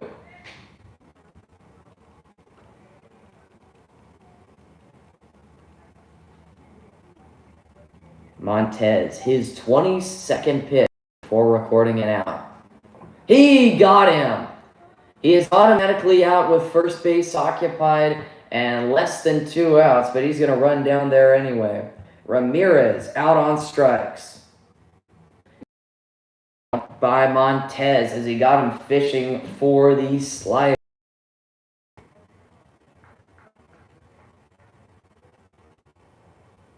And it seems as if we'll have a pinch hitter here.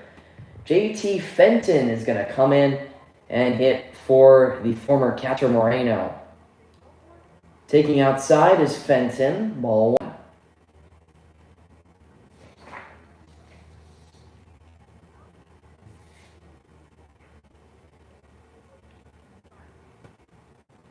Fenton cuts and will hit this one off the screen. 1 ball, 1 strike. Fenton at Chaffey College, went to Bonita High School, and this summer he's 0 for 1 with a walk. 1 ball, 1 strike on him. Montez delivers, and just low. Hitters count now to JT Fenton. Miranda, the right fielder, waits on deck. But Fenton trying to pick up his teammate Ramirez after Montez was able to get the strikeout. Montez still here. The 2-1 pitch is hit on the ground to the new third baseman. Out with the tag of the bag. Throw to first is dug out by Allen. What a double play turn by the Sentinels defense. Camden Conklin to Will Allen, and they leave the bases loaded. All smiles with the Sentinels infield and their supporters as 26 pitches thrown by the right-hander Montez, and he doesn't allow a run. The Monarchs leave the bases full. It'll be 1, 2, and 3 for the back. A 5-1 lead after 6 from Ben Hines Field.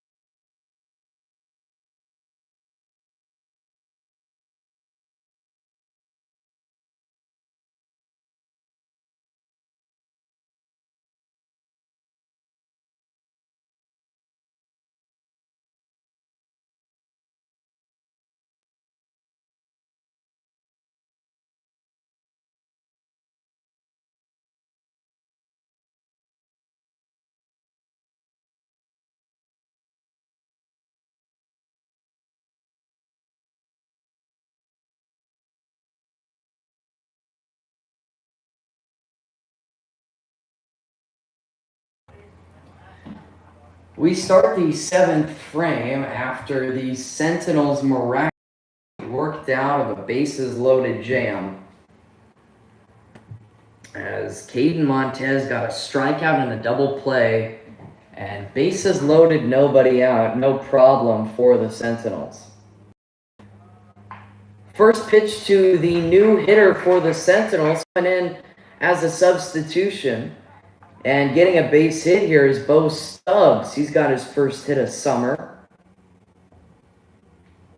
He abruptly greets the new Monarchs pitcher, James Moya.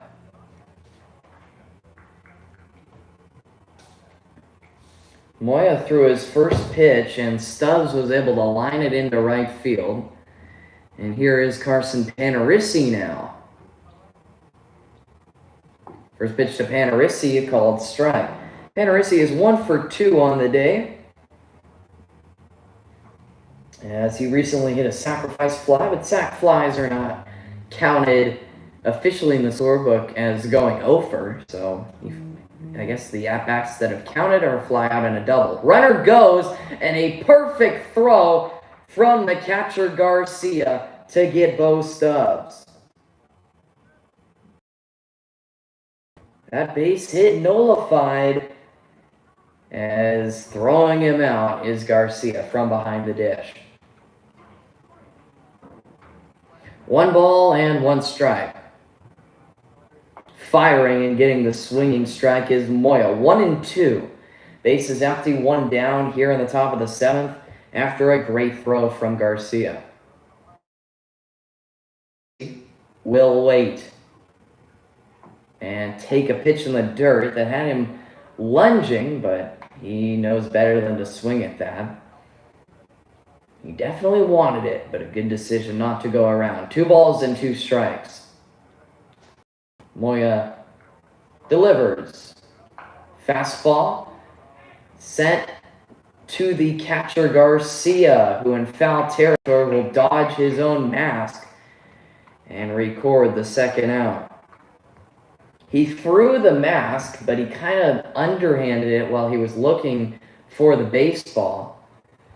And he, while receiving the ball, as it was a pop-up, while receiving it, he had to dodge his very own mask.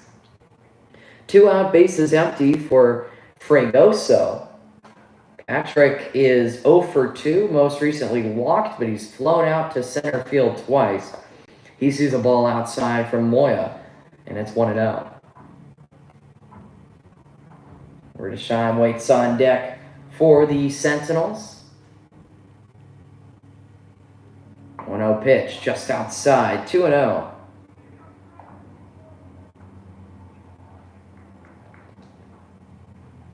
Two balls and no strikes.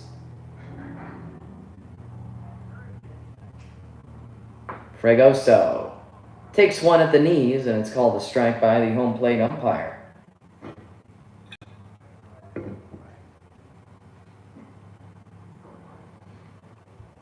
Here is the 2-1 to the big lefty Fregoso on the outside, and it's going to be an even deeper count. 3-1 on the lefty. Fregoso waits, and Moya settles. Here is the 3-1 pitch. Sent foul, the left side. Mainly all the foul balls to the right side in this game have gone over the netting and onto the east side walkway, but nothing has cleared the left side fence, which is interesting because they're the exact same height. Full count pitch, high chopper. It will be the pitcher Moya who does it himself and throws out Fregoso. Nice inning from Moya after allowing the leadoff hit. He only throws 12 pitches, gives up a hit, doesn't allow a run, and we will go to the Monarchs, bottom of the 7th. 5-1 the score, with the Sentinels leading after 6.5.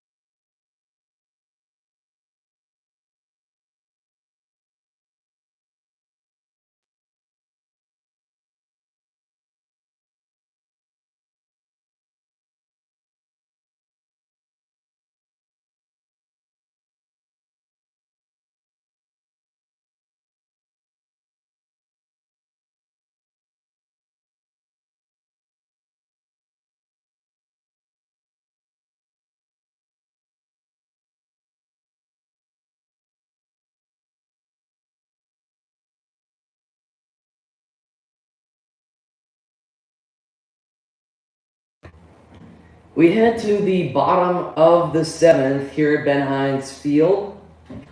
It's going to be the same arm, Caden Montez.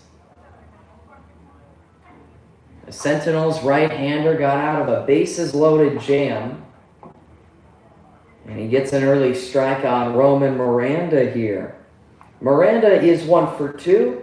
When he went the opposite way, he got a hit, but when he pulled it, he was out on a flyout. The 0-1 is skied straight back, and that is going to go behind the press box. 0-2. 0-2 pitch. Montez delivers to the Monarchs right fielder. The offering chopped past the pitcher Montez. Nicely taken by the new second baseman Kirkchin. He gets his first action, moving from shortstop to second, and he throws out Miranda. 1 down, here is Levi Altamirano. Altamirano has yet to put the ball in play here. He's 0 for 1 with a swinging strikeout. But most recently, he walked.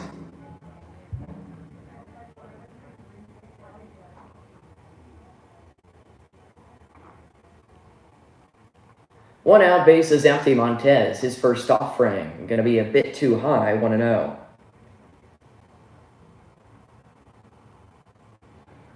Monarchs pitchers just a little bit more efficient than the Sentinels.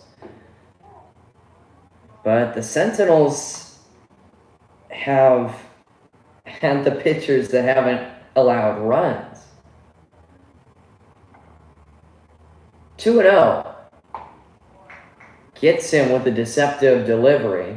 Altamirano was late on the fastball.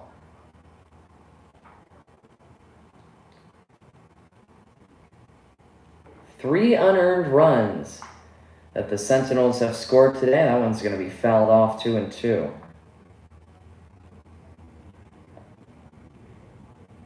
Oh no, I'm sorry, I read that wrong. Actually, all of the runs that the Sentinels have scored have been earned, but the one run that the Monarchs have scored was unearned.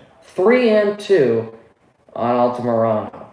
Yeah, ever since that first inning when we had the error by the center fielder, both defenses have showed out. 3-2 pitch from Montez, and he spiked it, and he walks Altamirano. Base runner for Adon Garcia here.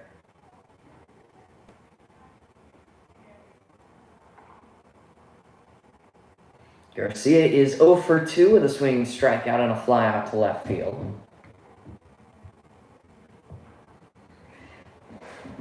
As he has Altamirano aboard to work with. First offering from is going to be too high.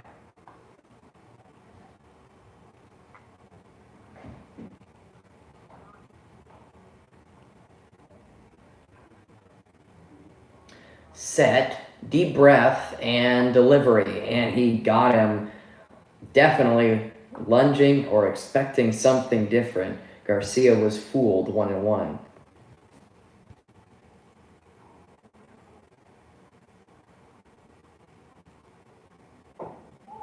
Just low. Try to go change up. 2-1.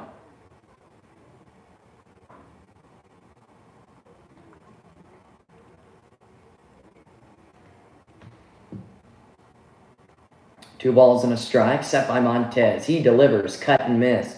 Fake snap throw from Brousseau behind the plate.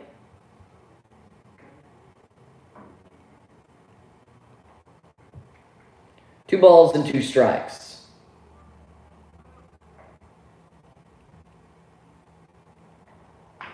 Chopped, shortstop, Parker. He'll take it to the bag himself. He double taps his throw, and it doesn't go out of play. It's retrieved by Brousseau. Allen just couldn't pick it.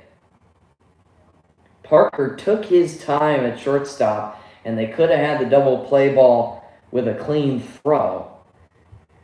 But not an error on that play as they are able to get an out.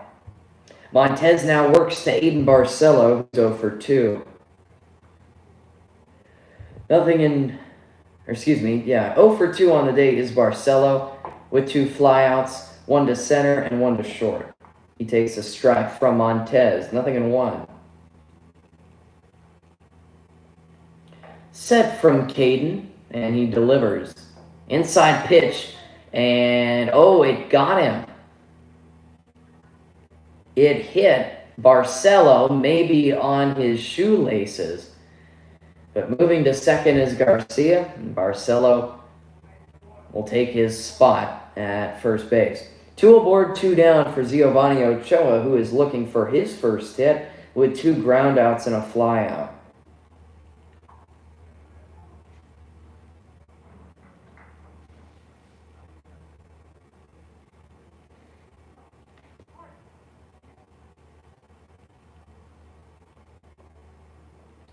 Set from the right-hander Montez, and 2 high on the fastball offering. Montez on that hit by pitch hits his third batter of the day.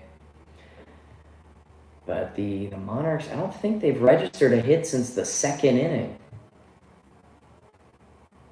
That was off of the starting pitcher for the Sentinels, and it looks like that streak will continue as a pop fly that is going to be caught by Camden Conklin at third, and Ochoa is retired.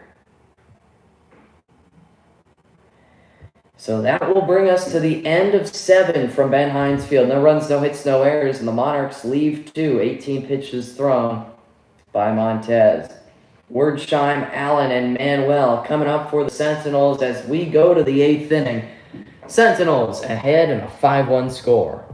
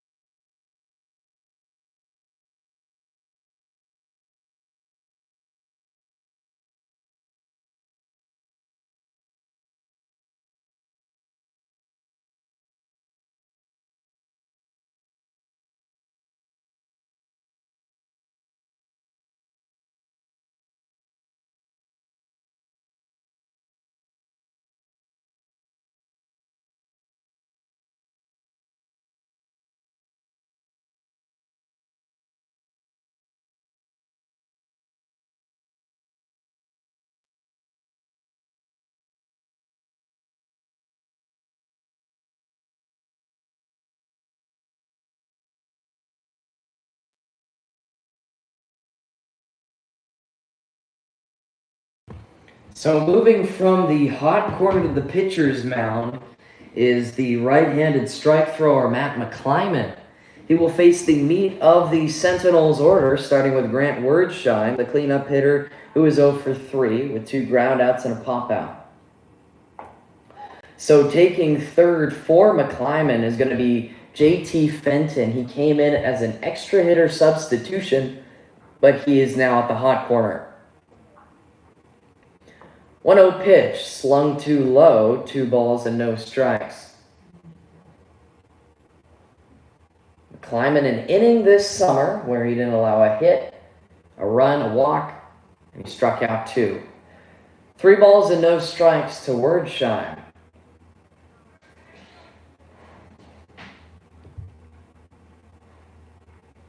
The 3-0 hitters count. Werdsheim takes a fastball on the inner third, 3-1.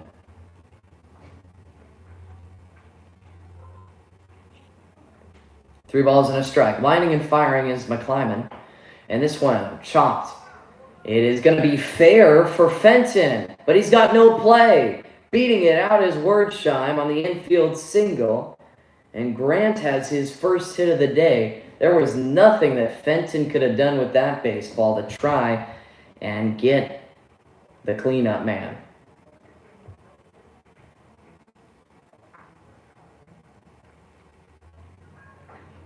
Pinch hitter for the Sentinels here. Alex Laureano is going to come in and hit for Will Allen.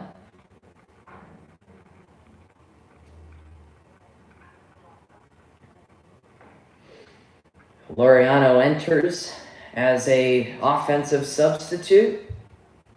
And the runner goes on the first pitch. Good pitch to run on a curve. Sliding in there is Wertheim. And his speed really showing now as he beat out the infield single, and now he's got a stolen base.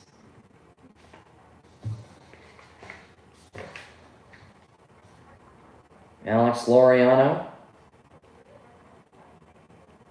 2 for 9 this summer. Takes outside 2-0.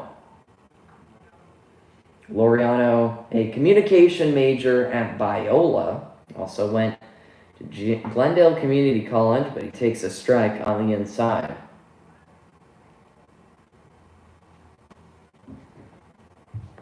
Two balls and a strike here. Sentinels a 5-1 lead. They've got a runner at second. And backing out of the way of ball 3 is Laureano. 3-1. 3 balls and a strike. Setting is McClyman, and he throws. And that ball hit pretty well. Left side. Is it going to be fair? It is going to be fair and caught by Ramirez. He ran a country mile to get to that thing. He was shaded towards center, but he's able to run it down, and Laureano is a flyout.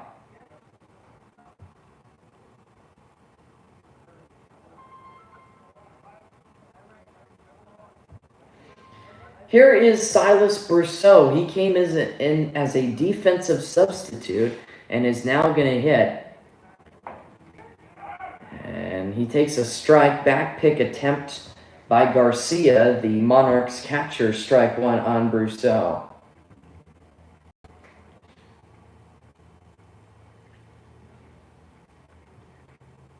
Nothing in 1 on Silas. Inside, just missed. 1-1.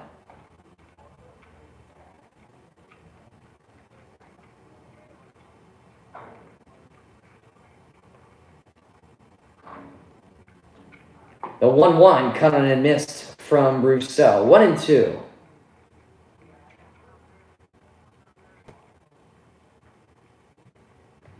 A ball and 2 strikes. McClyman comes set.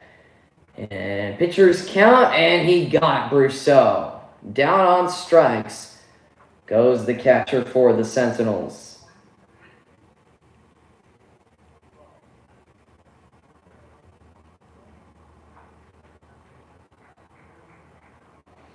Two down, runner at second now. And Ben Rutkin's going to come up and hit. He's been good offensively for the Sentinels today with a single and a double. First pitch is in the dirt to Rutkin. He takes. No movement down there at second.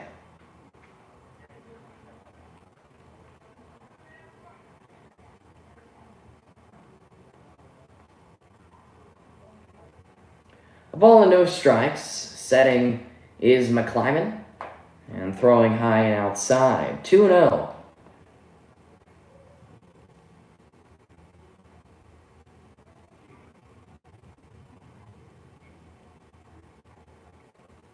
Two balls and no strikes. McClyman gets the pop fly foul over the right side netting. Another foul ball that clears the netting. As I guess when you're late on it as a righty, maybe you have more oomph on it and you get it over the netting a bit often. There's a slam into left field. Backing up is Ramirez. It'll go over his head. Wertheim can jog home. Rutkin thinks 2 out of the box, and he's going to get there standing up with his second double and his third hit of the day. Rutkin has been the engine of this offense, and he plates the Sentinels' 6th run. Here is the 8th hitter for the Sentinels, but the third baseman who came in as a substitute, Camden Conklin, is up. So McClyman comes in from the hot corner, allows a run, but gets a strike on Conklin. As today, the Sentinels have hit .364. Fouled straight back, as it is 0-2. 12 hits and 6 runs scored for Arroyo Seco, but 1 run and 4 hits by the Monarchs. Clear differences in the offensive production. 0-2. Here is McClyman to the dish. In the dirt. 1-2. Good layoff from Conklin.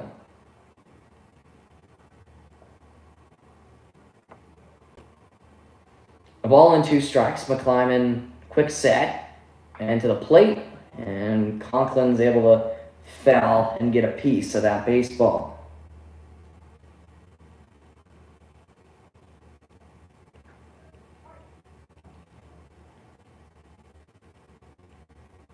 Rutkin at second, and a 1-2 count. McClyman to Conklin. Fastball, caught him looking.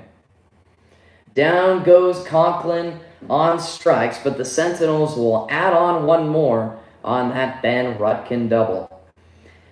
Helene, McClyman, and Salcedo coming up for the Monarchs in their half of the 8th. 7.5 complete. From Ben Hines Field, it's a 6-1 Sentinels over the Monarchs.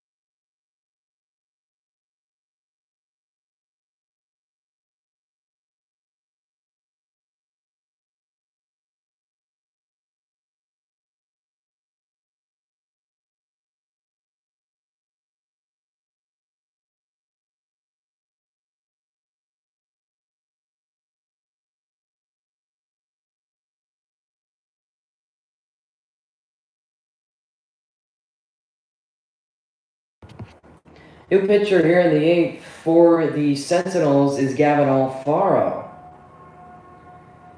He enters to face the top of this Monarchs lineup, starting with Nate Helene, the second hole hitter.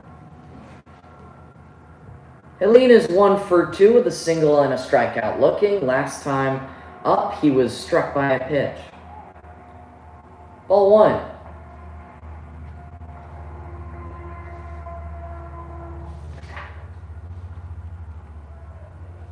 Alfaro, the lefty, delivers. 2-0, just a little bit low. Alfaro this summer, 2 innings, and he's had 1 appearance out of the bullpen, 3 hits, 2 earned runs, 1 walk, and 1 strikeout. He's out of Bishop Amat High School. Hit sharply through the 5-6 hole into left field. Helene gets his second hit as he drives it to left. And here comes the third base / pitcher, Matt McClyman. McClyman is 1 for 2. In his first at-bat, he singled to center, but since then he's grounded out and was also hit by a pitch.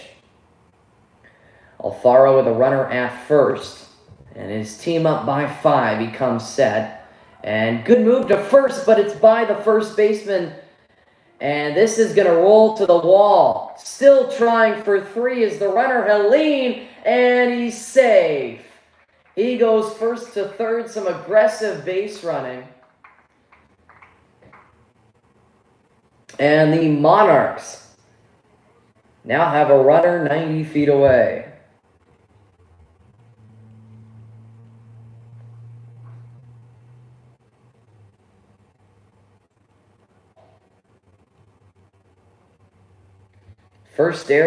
Second error by the Sentinels. That one's skied, shallow right field, giving chase is Fregoso. But that is going to be strike 1 on that foul ball.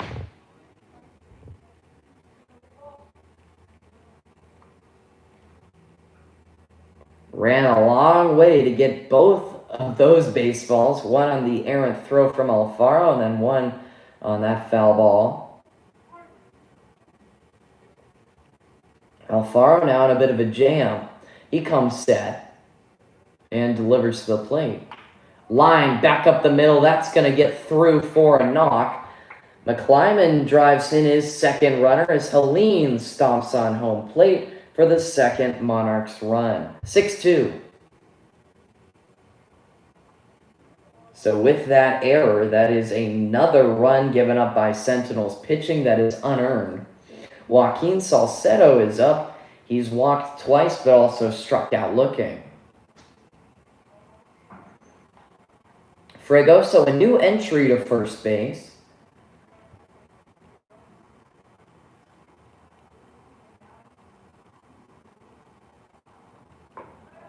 Getting a strike on the outer edge is Alfaro.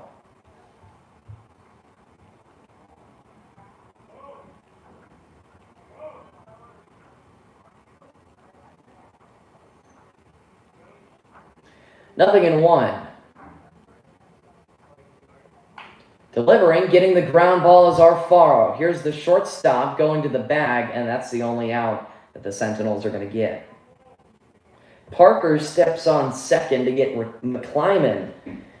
He is retired, and there's 1 on, 1 out for Diego Ramirez. 0 for 3 today with a ground out and 2 strikeouts.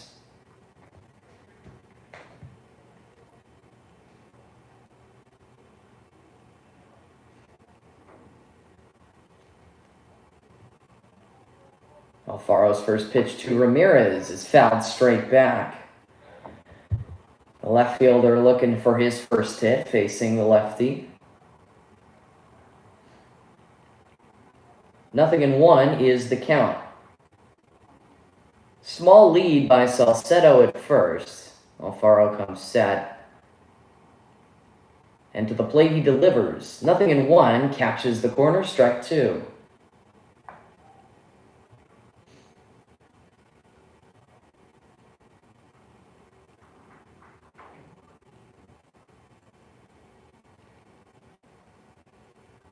Stepping off is Alfaro.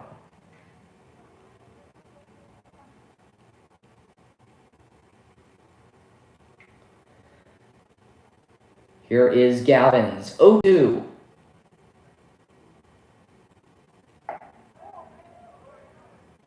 Just outside. Thought that the umpire might have rung him up, but it was off that outer edge. 1-2.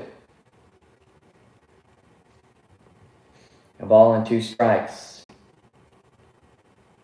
Ramirez waits. Curveball had him fooled, but he left it upstairs.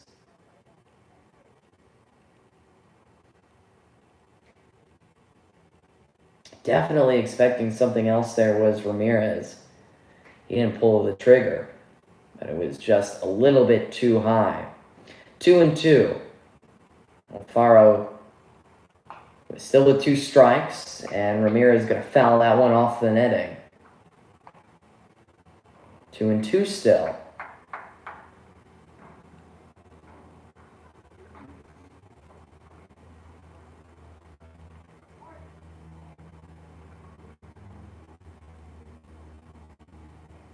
Two balls and 2 strikes on Diego Ramirez. Here is Alfaro's 13th pitch of the frame. It's a move towards first, and boy, does he have a good move. The back end head first is Salcedo. 2-2.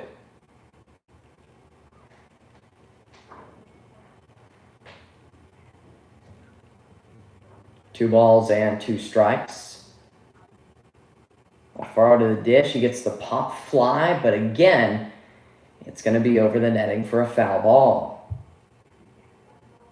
Good battle here between Ramirez and Alfaro.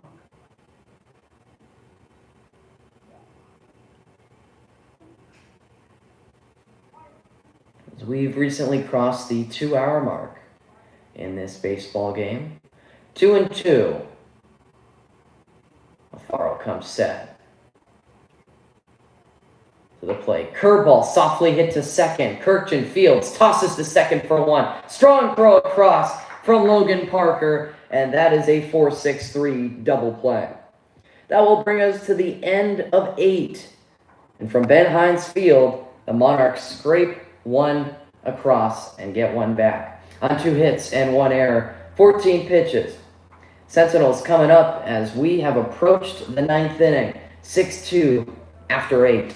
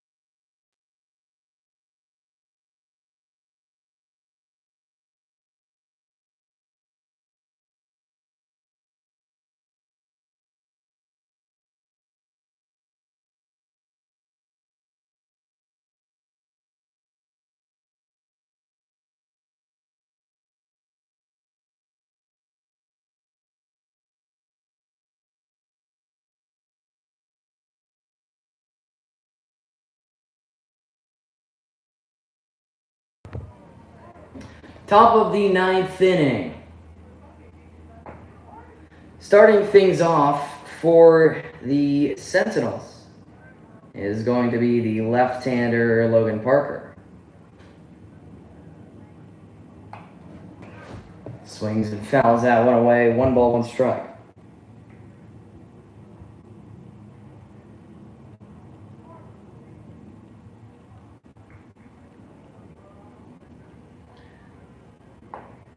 Too high, 2 balls and a strike on Logan Parker, who's been at shortstop for a couple of innings after coming in as an offensive substitute for the Sentinels.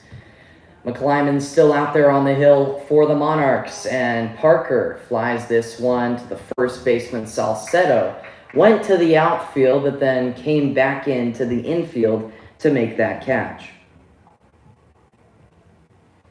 1 away, base is empty, and Matt Kirkchin is up. 2 for 3 today with 2 singles. Most recently flew out to right. So he's got a bit of a better success rate when going and pulling the baseball. No defensive substitutes from what I can see for the Monarchs. Ball too high to Kirkchin.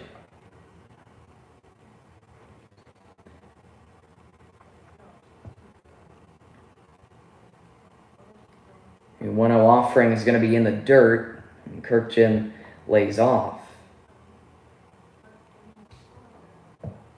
2 balls and no strikes. The righty waits. In this righty-righty matchup, throwing to inside is McClyman. McClyman so far, 30 pitches, 15 strikes, so he's right down the middle on thrown balls and thrown strikes. But he's now going to get the 3-0 pitch to be called, and so he's got a bit more strikes than balls now. But 2 hits, 1 unearned run, 1 earned run, as the Sentinels were able to get to him last inning on that big swing by Ben Rutkin. He's picked up 2 strikeouts. 3-2, McClyman delivers in the dirt, ball 4, and he will walk the 10-hitter for the Sentinels.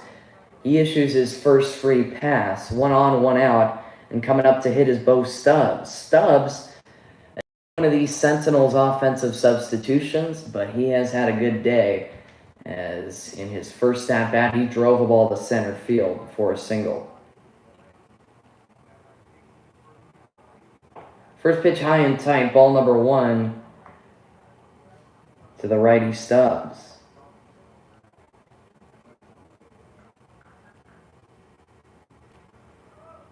McClyman keeps his eyes on the runner at first and delivers the 1-0 pitch. Called strike bell high.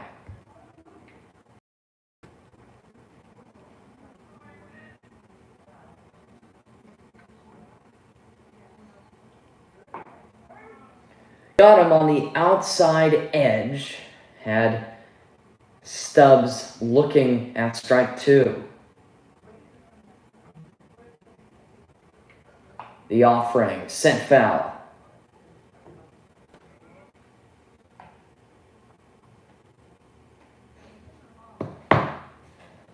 A ball and 2 strikes on Bo Stubbs.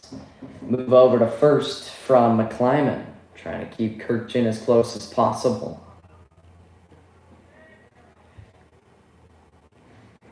Not a lot of steals in this game for either team. I think the maximum was 2. That ball is smoked into left field. Bo Stubbs picks up his second hit. He's 2 for 2. Ramirez, the left fielder, will get it in. And Kirkchin goes first to second. 2 aboard with 1 gone for Panarisi. Carson is 1 for 3 today. Recently popped out and fouled Terra to the catcher, but then was out on a sacrifice fly to center, doubled to right field, and flew out to right field. So this is his 5th plate appearance. And depending on the outcome, this will likely be his 4th at-bat.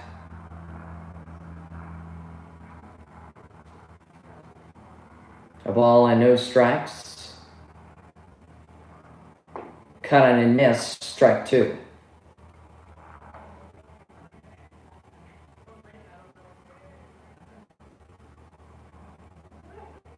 Carson Panarisi waits with 2 aboard. In the blocked by Garcia. 2-1.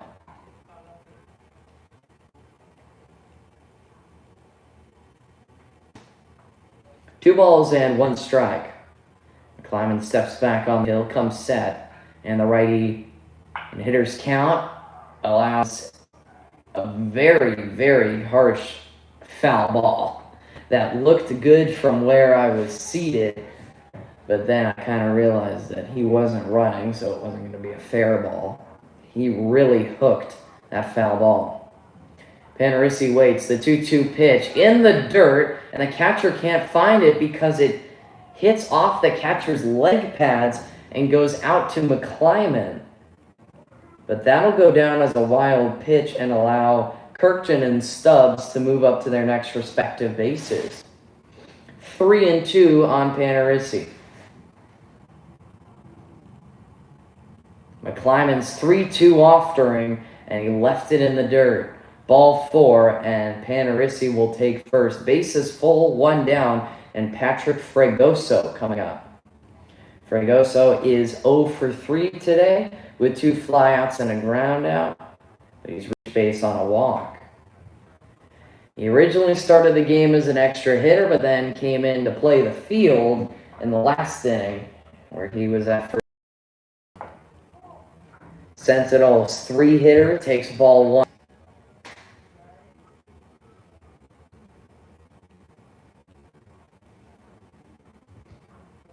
One 0 on its way to the lefty. Called strike, found the outside.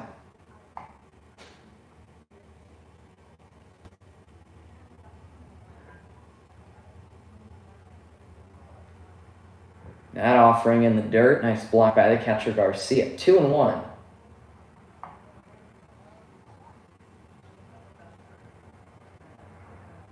Two balls and a strike, 1 out, and the base is full for Fragoso. 6-2 Sentinels lead. And that goes straight back off the net at 2-2.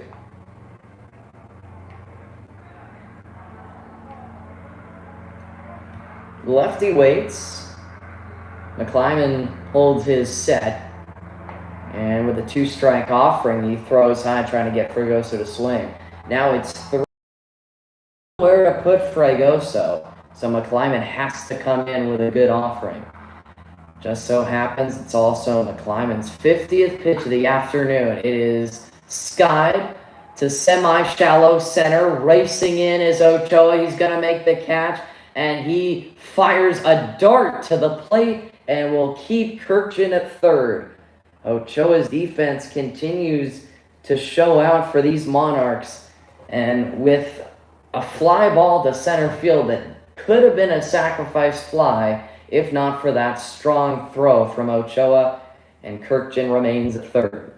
Base is still loaded with 2 gone for Grant Wordsheim, who is 1 for 2, had a single to third in his most recent trip up. Skies the first pitch he sees to the right side. Second baseman is out, right fielder is in, and it's Miranda, the right fielder, making the basket catch to end the top of the ninth. McClyman leaves the bases full on 1 hit by the Sentinels and 28 thrown from the right-hander.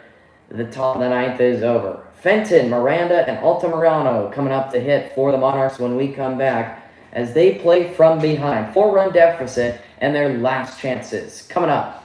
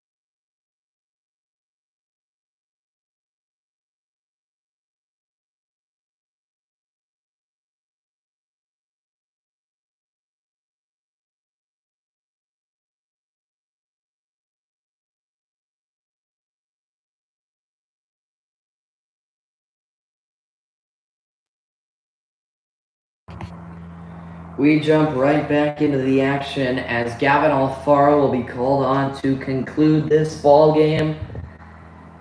He will face 6, 7, and 8 for the Monarchs, starting with JT Fenton. Originally came in as an extra hitter substitute, but then he found himself at third base, and he is 0 for 1 as he hit into a double play. First time facing Alfaro, however, and he skies that ball. He doesn't know where it's at, but it's going to go back our area for strike 2. No balls and 2 strikes on the third baseman.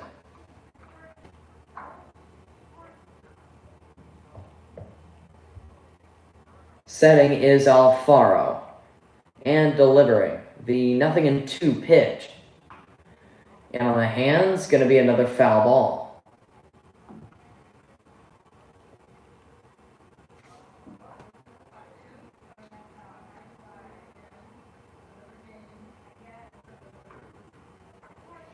(0-2) to the Monarchs' third baseman, Alfaro, on his way home. Lofted right side, going to be over the net again. I mean, they have probably lost so many baseballs. And I mean, the umpires probably ask for baseball refills more often than not. I mean, everything to the right side is getting hit over the netting, which is very, very hard to do because the netting is very, very tall. Another 0-2 offering, just going to be a little low. Good frame attempt from Brousseau.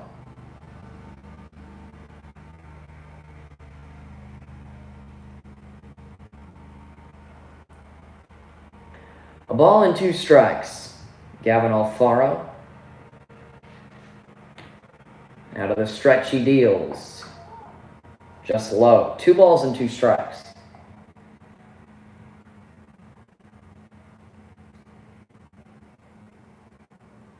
In a 2-2 count, the lefty stares on. Gonna have his best stuff here. 2-2 on his way home. To the plate. Check swing, foul ball.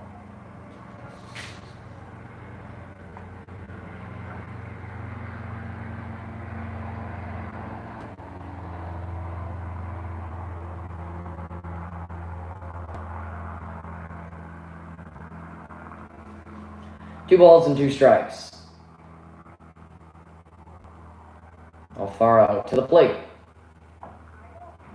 Curveball that was left up by Fenton, and a good decision. And with that curve, the main things you're going to do is just sky it. There's no recipe for success, but he instead skies the fastball. It's received by Kirkton on the infield grass for out number 1. The second baseman with some good hustle makes it over to the baseball. 1 down. Here's Roman Miranda, the right fielder. 1 for 3 today. Singled in the first inning, but then flew out and then grounded out most recently.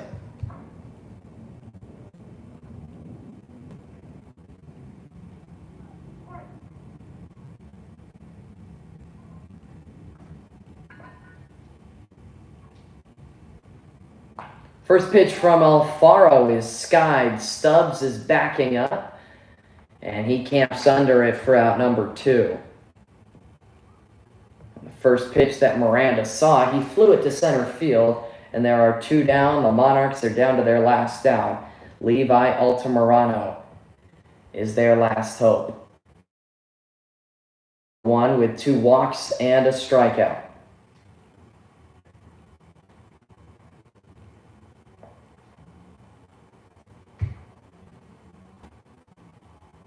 Set from Alfaro to the plate. Ball with a kind of a question mark from Alfaro. He didn't know where that one missed. Pretty good offering, but it's not to the umpire's liking. 1-0. Alfaro, the lefty, kicks and fires. Gonna be too high. 2-0.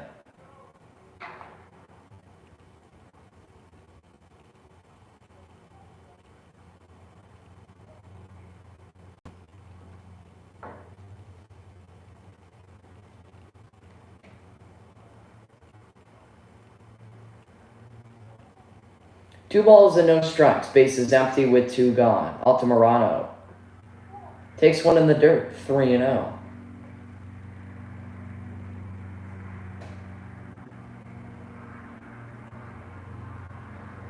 This lead holds. Hugh would be in line for the win and McFadden for the loss. No save by Alfaro. He didn't come in a save situation. 3-0, battling back is Gavin and getting strike one.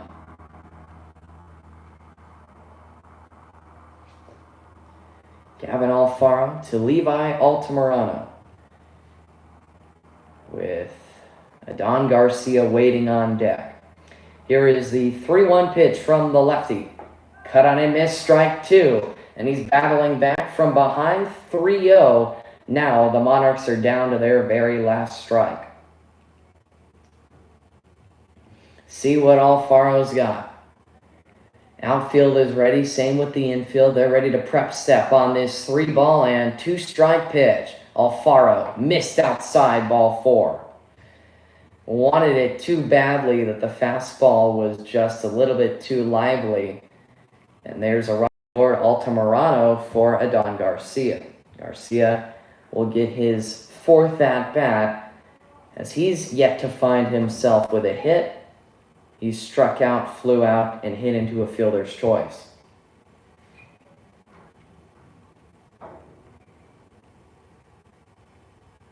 Runner at first is Altamirano. He is not being held on. A called strike to Adon Garcia.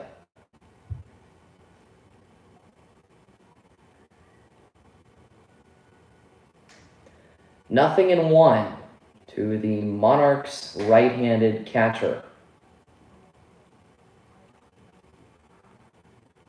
Alfaro gets the ground ball. It's past him. It goes off the glove of Parker, the shortstop. And now it's decision time for the scorekeeper, whether that's a single or an error.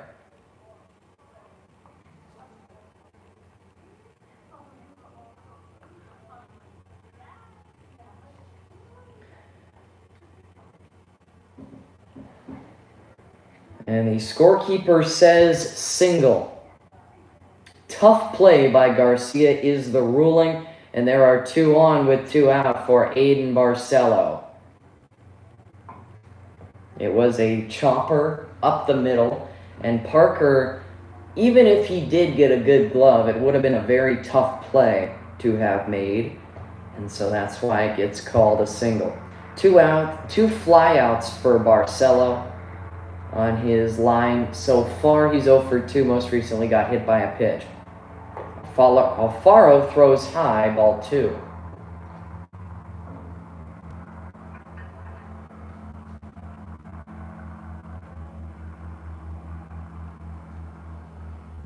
Monarchs still down to their last out, but they've had 2 base runners with 2 outs, and a potential tying run is in the on-deck circle. Line sharply, a bouncer that goes foul.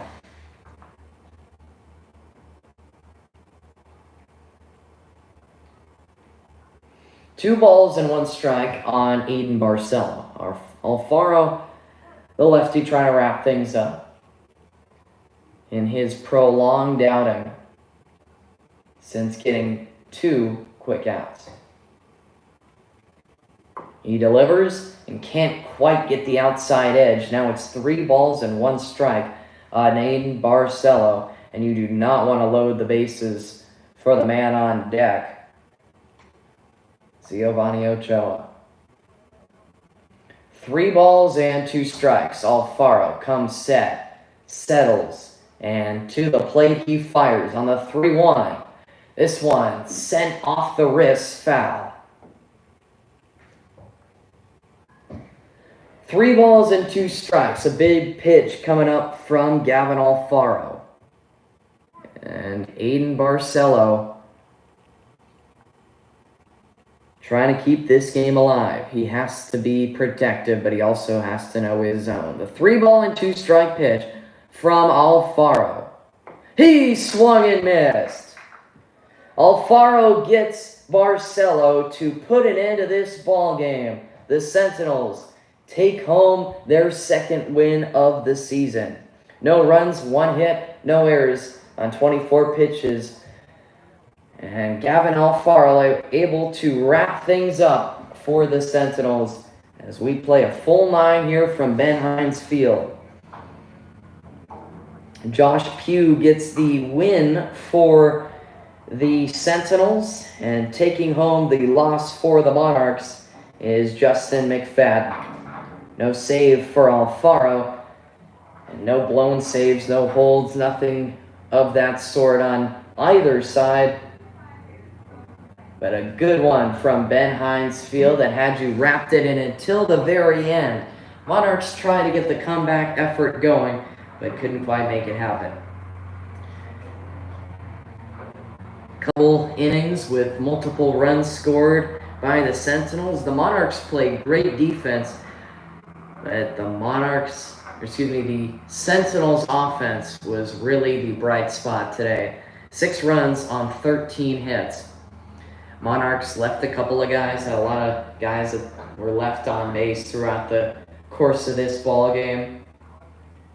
And I guess when you mix both of those, it's not always a great outcome. The home team loses today as the Sentinels take the June 17th rematch between the Arroyo Seco Sentinels and the SGV Monarchs. A 6-2 final from Ben Hines Field, wrapping things up. On behalf of everyone here at Baseball Census, I'm your play-by-play announcer, Jack Badsey, saying so long and have a nice week. The next game for the Monarchs is on the 18th against Sinker, and then the Sentinels have a doubleheader against the Long Beach Legends at Long Beach Community College. Thank you so much for watching this YouTube live stream. And once again, saying goodbye, I'm your play-by-play announcer, Jack Badsey.